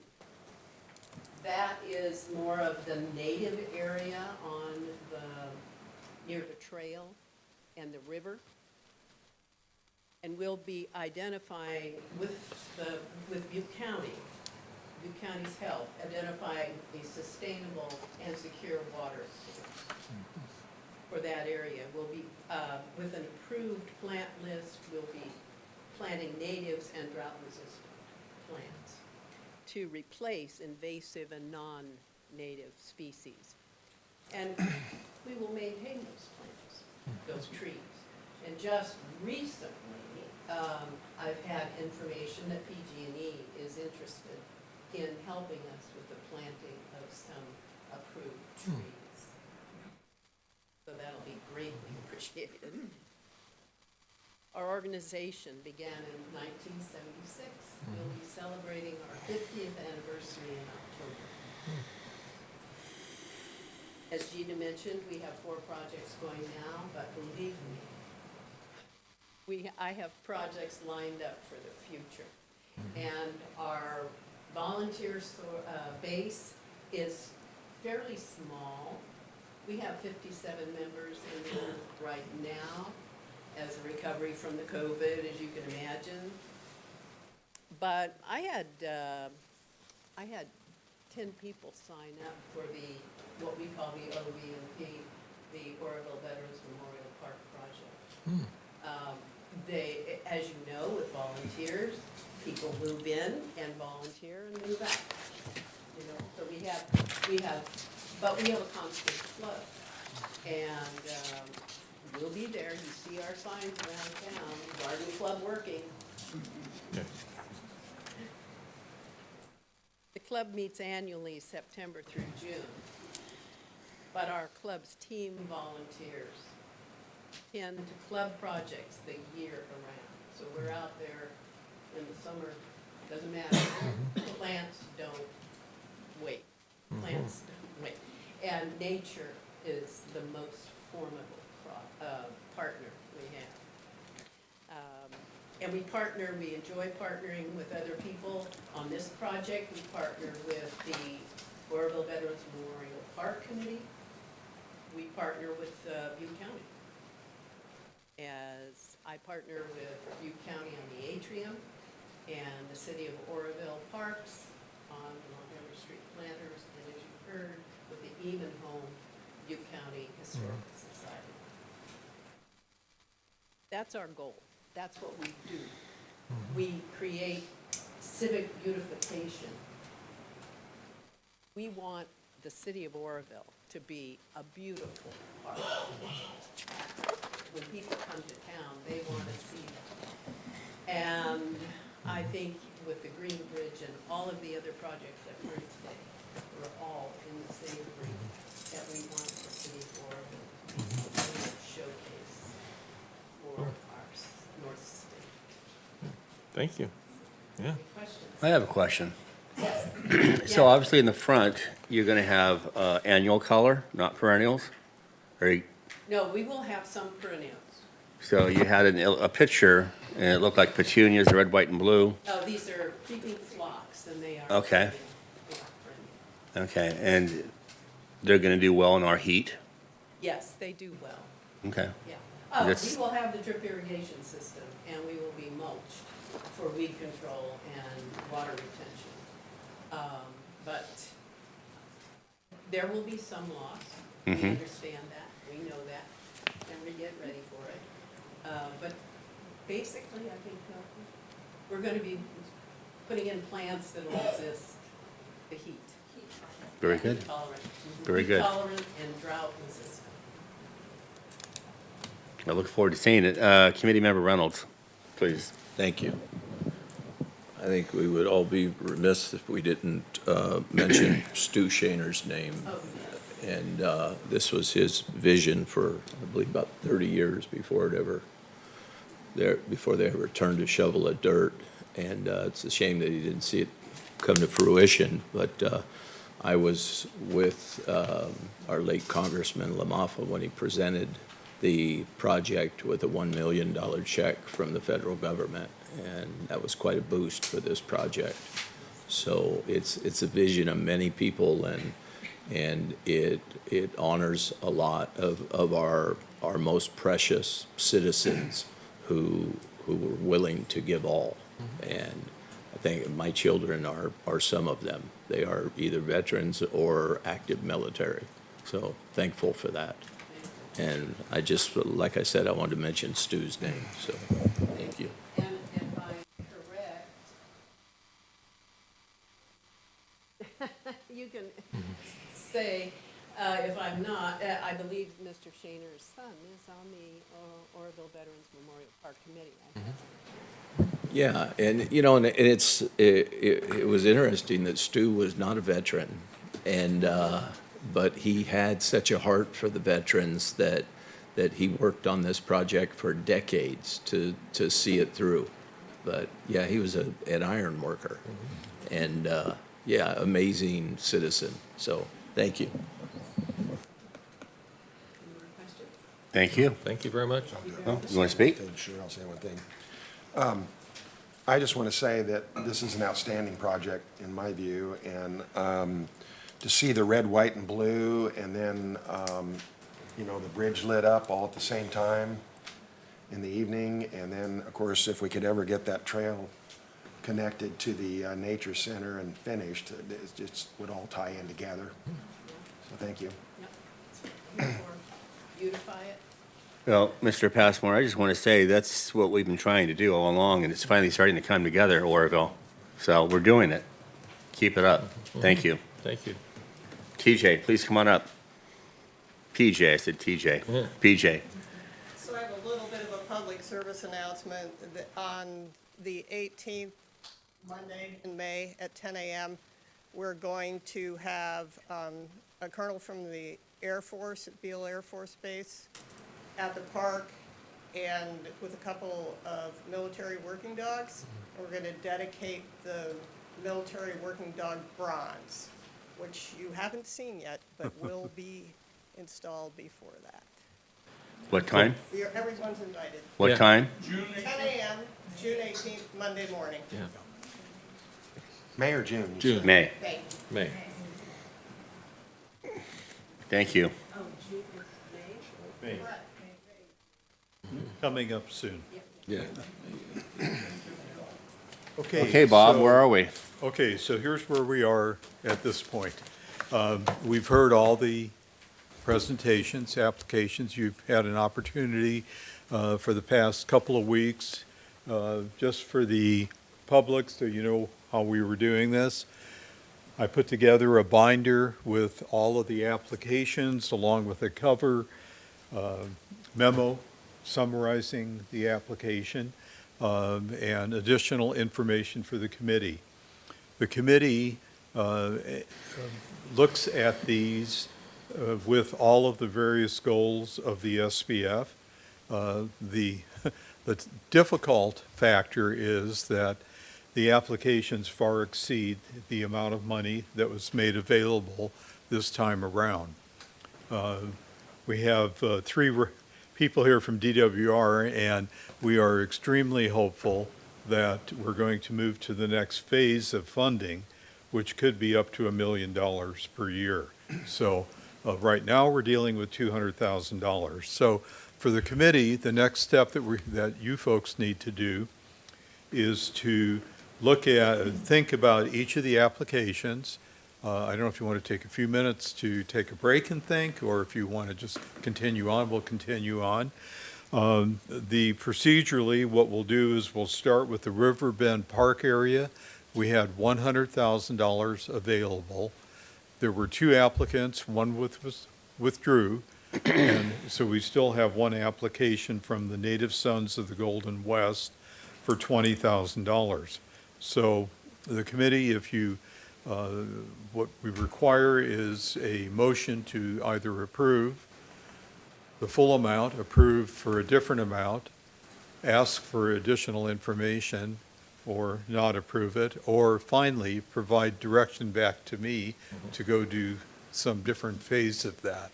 So with, having said that, Chairman Fowler, what I would recommend you do is call for a motion on that first and only application for the Riverbend Park area. Okay, I'll entertain a motion. Wait, got a couple questions first. Member Pittman, please. Yeah, thank you. Bob, when you just mentioned, it would be item number 12 in our pamphlet, the 90,000 safety walk path at Riverbend Park. Is that the one you're referring to that is not in consideration? The one for the East Center, yeah, for 90,000. 90,000, We're okay. not looking at Thank that, you. so. The other question I had is, in this other sheet, you provided us information about some numbers. And at the bottom, it says available for the historic downtown district. And is Okay.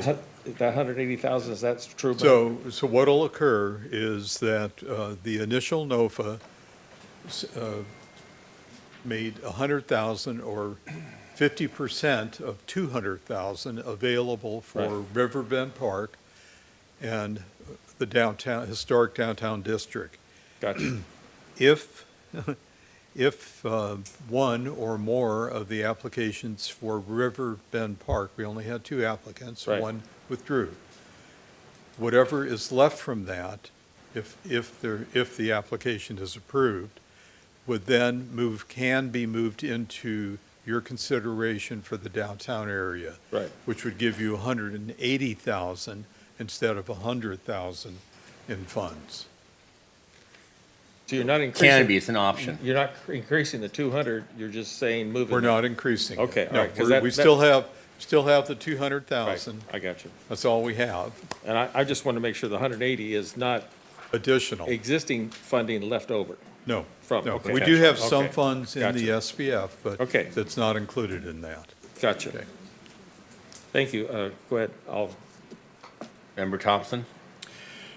Thank you. Just been chewing on as we've been going here, the flag idea.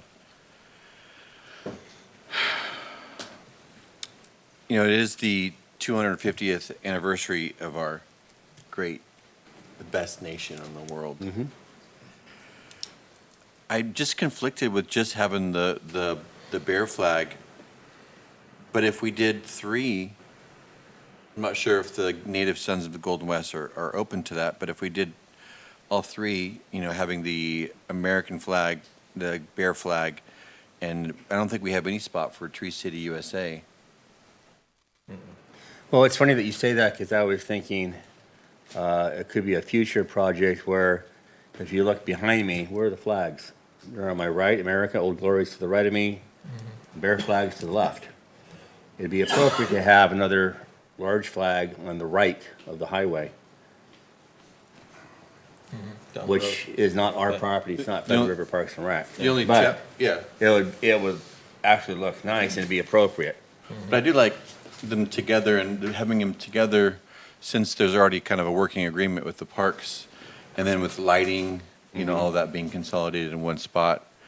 So my motion, I don't know if again, maybe you have to go back to the Native Sons of the Golden West for them to consider this since they're the ones who are presenting the project. But my motion would be for 75,000, which would include 3 flags. The American flag, the bear flag, and the tree flag. Having them consolidating one spot is going to, you know, with lighting, because when I think about all those kids down there doing their sports, there's times that we do the Pledge of Allegiance, and having a prominent flag right there at the end where everybody could see would be an ideal spot for all of our different events and, you know, where we can have, again, a prominent. You're driving down the freeway, you're playing in the sports park, you got that big old flag that's right there. Little flags right there. So that would be my idea. I would like to see that, you know, because again, number one, it is the 250th anniversary of our great nation, and having this done during this time would be idyllic in my personal opinion. And again, you do it once, you do it right. I think. I do appreciate the thought and the motion. Committee Member Pittman, please. Well, I understand it, but in the terms of etiquette, it's understandable to me that any flagpole that has a U.S. flag at the top is fine etiquette to have the bear flag underneath it. Is that correct? That's true. The flag code allows for flying of multiple flags on the same halyard, which is the rope, basically. So you are completely allowed to do that. Okay. The etiquette, though, is not to fly a flag above the U.S. flag. Correct. It's Yeah. rude, you know. Thank you. And not advised. Yeah. I'm more inclined to have that as a signature thing for this flagpole idea. I support the flagpole idea. I just think that one big flagpole and the 2 flags on it, to me, sounds like a great idea. Go ahead. Next question. Committee Member Passmore. My thought is that this application maybe needs to be continued until they bring it to the Feather River Recreation and Park District Board and gets voted on as a project there, and at least finalize that portion of the need for this application, you know. Does our general manager have a comment? Before he gets up here, the Native Sons do have a meeting tonight, so we have the potential for discussion, but I'd like to hear from Brian. As I mentioned before, the proposal before you today has been presented to the board, and it has been approved in concept. It sounds like there's discussion regarding changing the scope of the project, and I can't speak to how the board will respond to the change of scope. They'll support it. They're American. I love your assurance. I do want to say thank you, Scott. I do appreciate that support. I'm more than happy to bring it up under new business for the Native Sons this evening. I'm sure they'd be very enthralled with the idea, and I'm sure we can do something. And so that maybe if we're going to continue it, my motion then would be to set aside 80,000 on the parks side if we're going to be moving money over to the downtown side for a potential with you know, we present these initial projects and then there's, 10% rent over or whatnot. I would like, if they're gonna do this, and I think that this kind of thing not only benefits the community of Oroville, but, when I drive through communities, like I said, with Reading, and I see that, Old Glory driving by, it Makes you feel good, it huh? does. Yeah, It, of course. and so, not only would be a blessing to the citizens of Oroville, but, driving through Highway 70 and seeing, the American flag, the bear flag, and potentially Tree City, USA, I would think others are like me, that it would be something that would be inspirational. And again, I know sometimes on certain things, we'd like to go to try to save money. I think this is one that is not one of those. I think that, this is something, if we do this project, this is something that's gonna be around past my lifetime, past anybody in this room's lifetime, unless something happens to America, it's gonna be around for generations. Correct. And, doing it once and doing it right, something that our community can be proud of for the long haul, is something I'd like to see done. So, Any other my comments? motion is setting aside 80,000, so that you guys can have your discussion, can have your Okay. discussion, and it's set aside to get something done that's appropriate to the pride of Oroville, of California, and our nation.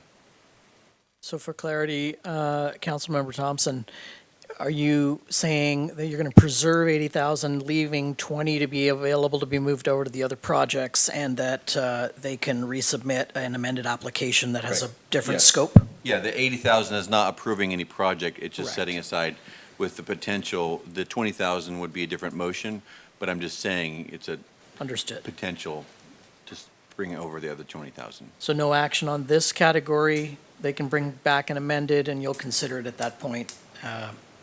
Fair enough. Okay. Just wanted to make sure everybody was clear on what you were doing. That's the motion. That falls under the direction to staff. Okay. Is there a second?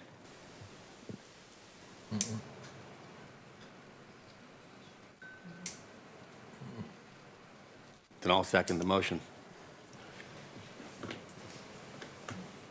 First and second.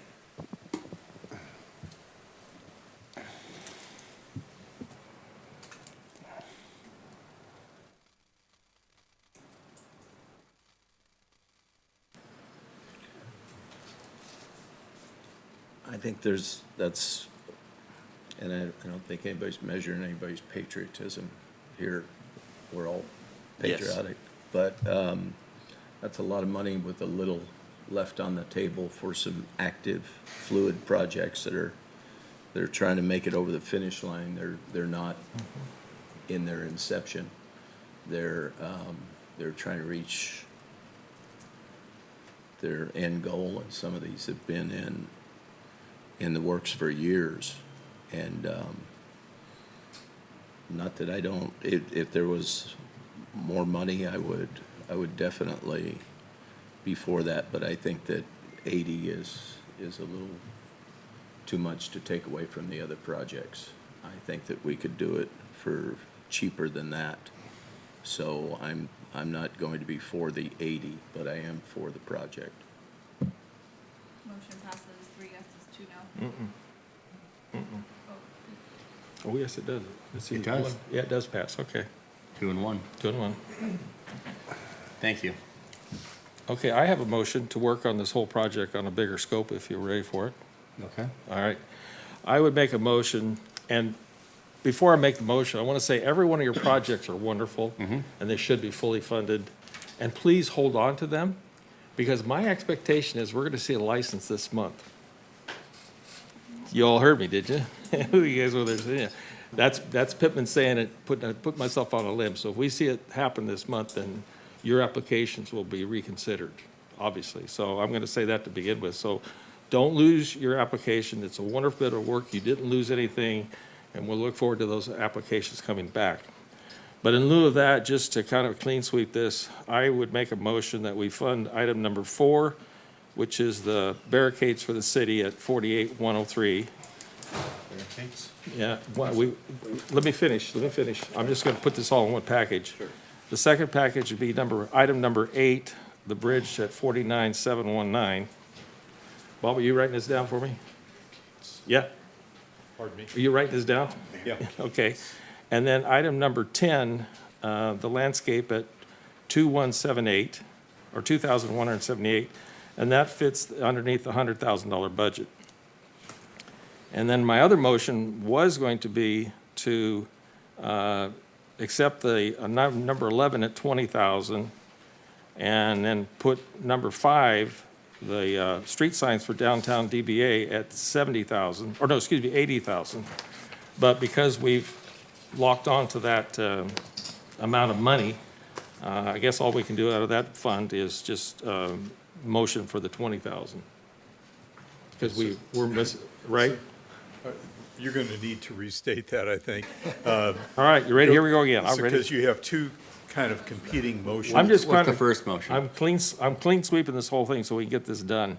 Number one, the motion is to fund item number 4, which is in your booklet, which is at 48,103, which was the city's barricade request for this events. Item number 8 at 49,719, which is the bridge request for the lights. Item number 10 in our booklet, which is at the $2,178 for the landscaping. And that totals, if my math is correct, the $100,000, which is allocated in that particular fund. They're different numbers than on the agenda.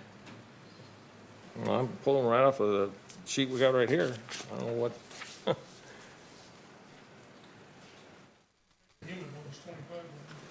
Yeah, and I'm using the balance of that fund. There isn't 2,500, so I'm using what's left in that fund to fit the even home. Okay? You said 4, 8, and 10? 4, 8, and 10 for the $100,000 first category. What's that on ours? So, number 11. That's number 11. On mine. Number 10 is the Eagles. I'll pull it right out of our booklet that we were given. Okay. Number 15. Okay, the Garden Club, all right. Garden Club. Yeah, if you're going to the agenda, yeah, or if you want to go to the agenda, then it's 11, 15. 11. 11, 15, and 17. 17. No, 17 is not a project. Okay. Yeah, so let's back up. I'm for a looking minute. at the agenda right here. It says Lake Okay. Oroville Garden Club improvements. Number 17. Number 17 on the agenda that I have. Veterans Memorial Park. Is that what you're talking about? That says Veterans Memorial Park. That was more than 2,000. Or are you thinking of the Eamon Home project? I'm just, yeah, the Eamon Home project, it was 16. Yeah, okay, 16, which is number 9.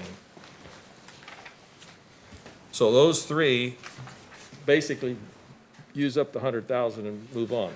So let's just make that motion first. Okay. Is there a second?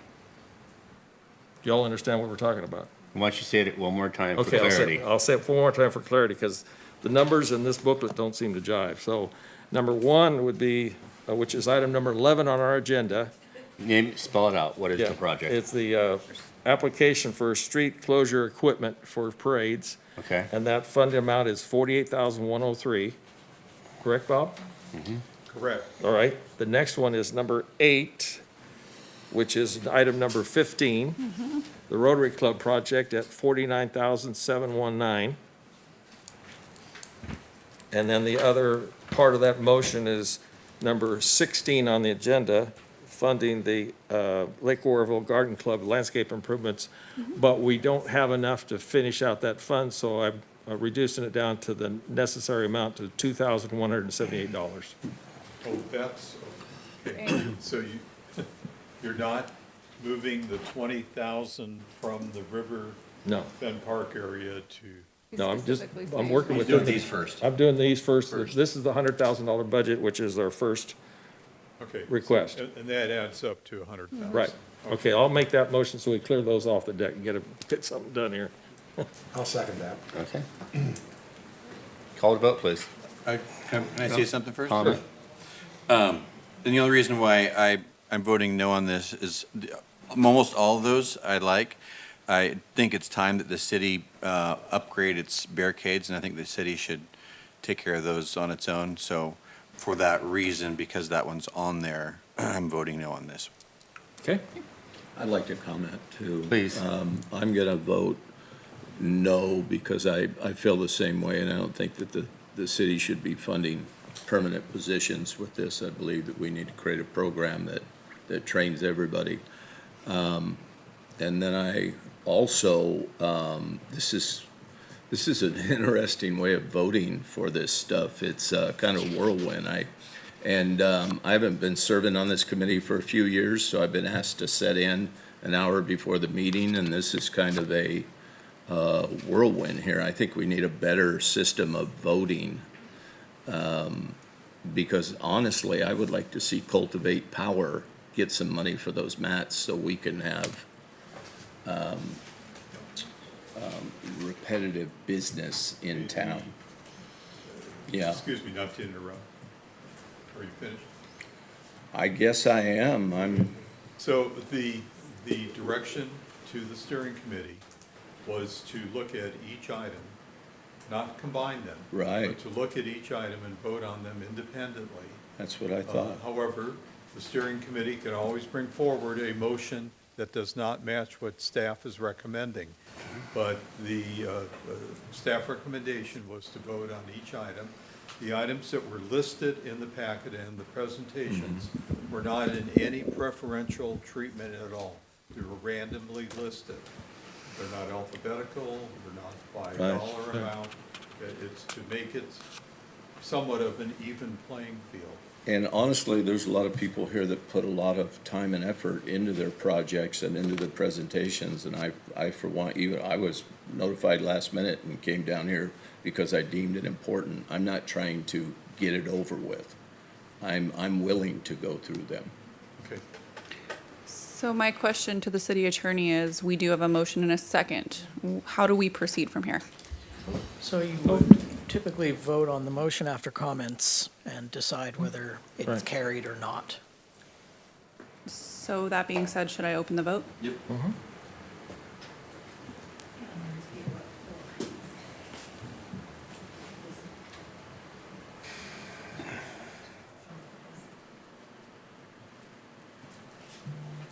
Motion passes, 3 yeses, 2 no.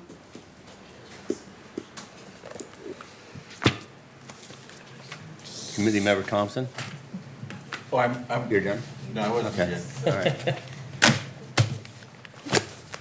Okay, so the committee still has $20,000 available if they want to move that over to the historic downtown district and look at the applications, consider the applications that were not included in that last motion. Committee Member Pittman? Well, we have the other 100,000 to work with, is basically the issue, and it's pretty commonplace for the SBF to put this stuff together, because we only have a limited amount of money. And every one of your applications, like I said, are still valid. They don't die today. They still can be reused in the future. And I'm just trying to get within our budget so we can get something done. I will probably not vote for that amount of money for the flagpoles. I think that's a little excessive for this particular activity, when we can hang the 2 flags on the same pole. So whatever they come back with and look at it, I was ready to move some of that money to the downtown place marketing and whatnot, which is a great identifier. That's just my opinion at this point. So we'll have to come back and see what happens later on. We only have 20,000 left. I'm hesitant to do anything until we find out what the finding of this Native Sons and the rec district are. But you put 80,000 on hold. Yep. And pending, is there a time frame for the Native Sons to come back with a proposal? Our next official meeting is not until July. Well, we can meet We can whenever do we a want. special meeting Yes. ahead of that. Yeah. So, That's what we want. That's what I okay. want. Yeah, I agree. Special meeting is fine. Okay. Once they have So clarity on you're whatever. not interested in using the 20,000? Well, that was one comment. We still have people in the Yeah. queue. Okay, Yeah. all right. Ruth has something. I didn't total 100,000. So I think when you were speaking, you said on item number 15, you said 49,719, it's 48, so. You said 48. On item, So you're open. The city barricades is 48,103. And then the Rotary was 48,719, I believe you said 49. And so there's, actually, you didn't make it to 100,000. You're just shy of. sure, we're shy by So 1,000? we're actually over. Yeah, so there's Yeah. 3,300 left. Okay, Well, we have Well- the Amen home too. Did you get that one? Okay. okay, that's fine. So there's still a little bit of money on the table. Okay. actually. So when we come back to the special Okay. meeting, we'll have that detailed out. Okay. Okay? Got it? Yep. Thank you. Yep. All right. Committee Member Thompson? Thank you. Yeah, actually, I would like to see as committee member Reynolds mentioned, the Cultivate Power. There is quite a bit of momentum with that group, and I see kids over there all the time. So if we push the 20 over there, then they can work on, with that show of support, getting other donations from the committee, and then the special meeting that we have coming up, then we can move forward to see what flag presentation and costs, as far as that goes, and whether this council decides on one pole or two poles or whatever. But I think that would help get them going, and I think that'd be great. So I make a motion that we bring the 20 over and put it into Cultivate Power. Second. Okay. Any discussion? Call to vote, please.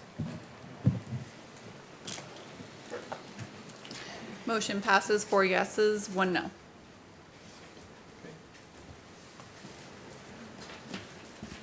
Okay, we've made it through that. Moving on to page 237, we have one more item, and it's just under regular business. It's the update of the Feather River Recreation Park District Brad Freeman Trail. As the committee knows, we have had $387,299.59 outstanding for some time. At the previous meeting, the committee asked the Park District to come back with an update, and Brian Wilson is here to give us an update on that. Thank you. As mentioned at the last meeting, direction was provided to go back and see if we could get numbers to have that missing link portion of the trail surveyed. In reaching out to Melton, there was confirmation that North Star did do and submit survey back in 2014. Whether or not it is still valid, they cannot speak to. The cost at that time was about $5,700 as part of the project. They subbed with Melton, so the North Star piece was about $5,700. At this time, if there was a need to go back and resurvey, we estimate $7,500 to $8,000. In the conversation with Melton, they did provide an overlay that is included in your packet that shows the parcel boundaries as well as the project that moves through it. The reason that we asked Melton to do that was tied to the application that we have for the Land and Water Conservation Funds. And the state right now, their position is that funds would not be made available for any portion of the project that sits on privately owned lands. We have secured easements. So when we mathed it out, we felt that the project still had over 60% on public lands. However, portions that sit on county land, specifically under the bridge, state wants to exclude those lands because they don't have direct access without traveling through the private lands. So right now, two pieces. The question, how much to survey, approximately $7,500 to $8,000. Melton did provide an updated cost estimate that's provided in the packet as well. Right now with a 5% or a 10% contingency and a 5% annual adjustment, sits at about $600,000. As Bob mentioned, I think 387 allocated. So if this project was eligible for the funding through Land and Water Conservation Fund, if we were awarded 50% of the original ask, I'm still showing that we're about 86,000, 90,000 light on the project cost estimate as provided by Melton last month. So that is the current update. I'll do my best to answer any questions that you might have. Committee Member Passmore? No? I'll talk real quick. Pittman? Yeah, so the private ground we're talking about, is this the old Gibson property? So currently, we have it's listed as the Todd Gaylord, just to the west side of the bridge, and the Blackwell property on the east side of the bridge upriver. Those are the two private lands. I have seen the Gibson name on some of the parcels. We have the easements. Right now, we have the easements for all of the parcels in question. So it's not whether or not we have permission to move forward. It's whether or not we have full funding for the project as it's drawn currently. My memory or recollection is when the Gibson Trust, when he passed away, it was deeded to the rec district, that property. Portions of it, Portion yes. are, okay. The easement was. No, the property. No, the property was, but Yeah. so that area is not in question as far Okay. as All right. ownership. One of the requirements of the grant funding, they just want to see long-term perpetuity. Yeah. And without full public ownership, even though there's an easement, should there be a change in ownership, there's question on whether or not that easement will live as long as the project. Okay. The complexities of bureaucracy. So what I have learned on my short time on this project, jumping through hoops is a requirement Yeah. repeatedly. Thank you. Committee Member Thompson, please. No, yeah, thank you for taking this on. I mean, when we approved this back in 2019, this is almost 7 years ago. It goes, I mean, if you look, farther I back mentioned than that the North Star did the survey in 2014, and I see notes that go back prior to that. So this is a long-going Prior to the project. settlement agreement. And yeah. different reports that we got, throughout the years on this, it just seemed like we were on the edge of getting ready to go, and it was like, and then there was a One change. thing after another. Yeah, then there was a Yes. change of management with the Feather River Parks District, and then with the previous administrator, it seemed like there wasn't any push with that, so we're glad that you're here, and we can potentially see this completed. Obviously, you said a shortfall financially, but this is gonna be something, when it's done, it's gonna benefit the whole community to have a beautiful, actually completed bike path that people can use. Yeah. I am originally from Boise, Idaho, and they have just a nationally known, renowned, called the Green Belt, that goes for miles. I mean, theirs would be complementary to where if you were to go all the way up to the dam and back on both sides with these beautiful bridges and whatnot. I mean, it's from, I don't know how many miles, but it's long. And people use it. There's places to, rent bikes and everything. It is heavily used by the community there. And so it'd just be great. I mean, this is a small, tiny little microscopic aspect to what that is, but at least to get it moving and then potentially even to spread it out as, as we can. So anyway, thank you for the report. I'm glad that you're pushing forward on it. It goes back to Scott Lawrence days. Yes, it does. Yes, it does. Thank you, Brian. Yeah, thank you, One Brian. more. No, Passmore? Brian, thank you. This project to connect that trail is long overdue. Yeah. It needs to happen. Thanks for the work. Yep. And the hoops. You'll write a book one day.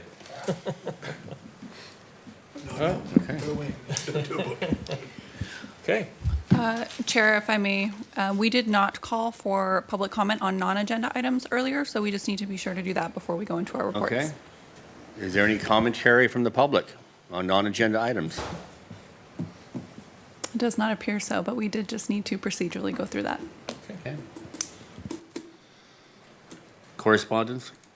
Or actually, steering committee advisory members and staff comments? Anything? My last comment. Oh, yeah, you said steering committee. Go ahead. I'm not steering. I'm just looking forward to the lights. Good job. This is going to be amazing. I'm sure there's going to be an official date of turning those things on that we can all be there and celebrate it. We will definitely have the 4th of July celebration for sure for public facing. We will, once we get past our lighting or testing and commissioning phase, we should have a private show for our donors and community stakeholders prior to that. And then, this is stakeholders. Do you know something that I don't know as far as the FERC license? It's getting close. That's all I can say at this point. As you know, I made the mistake 10 years ago saying, we're going to get the FERC license. Well, you're that guy? No, I was not that guy. It just seemed like it's been on the edge of, this is it. Let's just say this should be it, because there's smiles over the DWR folks. They Well, I can't say have heard anything. rumors that there's more activity in regards to, some office stuff, but, Yeah. Mike's not on. Right. I didn't have as much gray hair when I thought we were going to get the FERC license, so Exactly. yeah. Yeah, very true. Okay, committee member Passmore, please. So I just want to say, to the applicants that every one of these applications are very valid.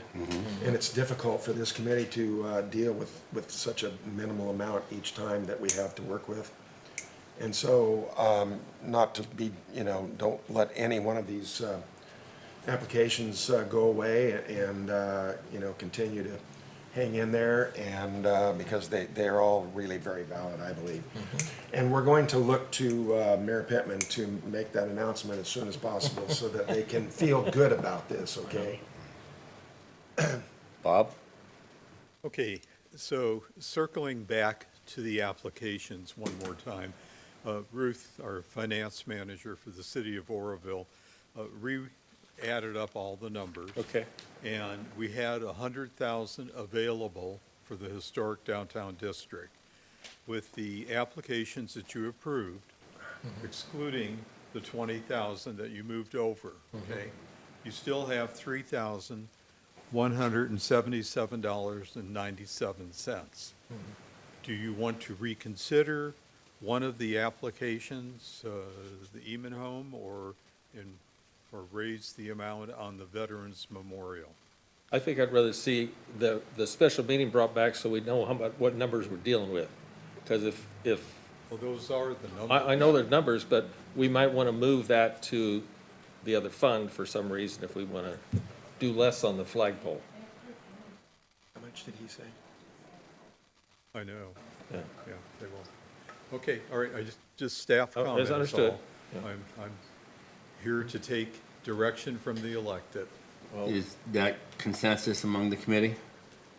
With Pittman, yes? Yeah. Yes. Okay, then that's what we'll do. Okay. Okay, is there any steering committee advisory members? Any comments or reports?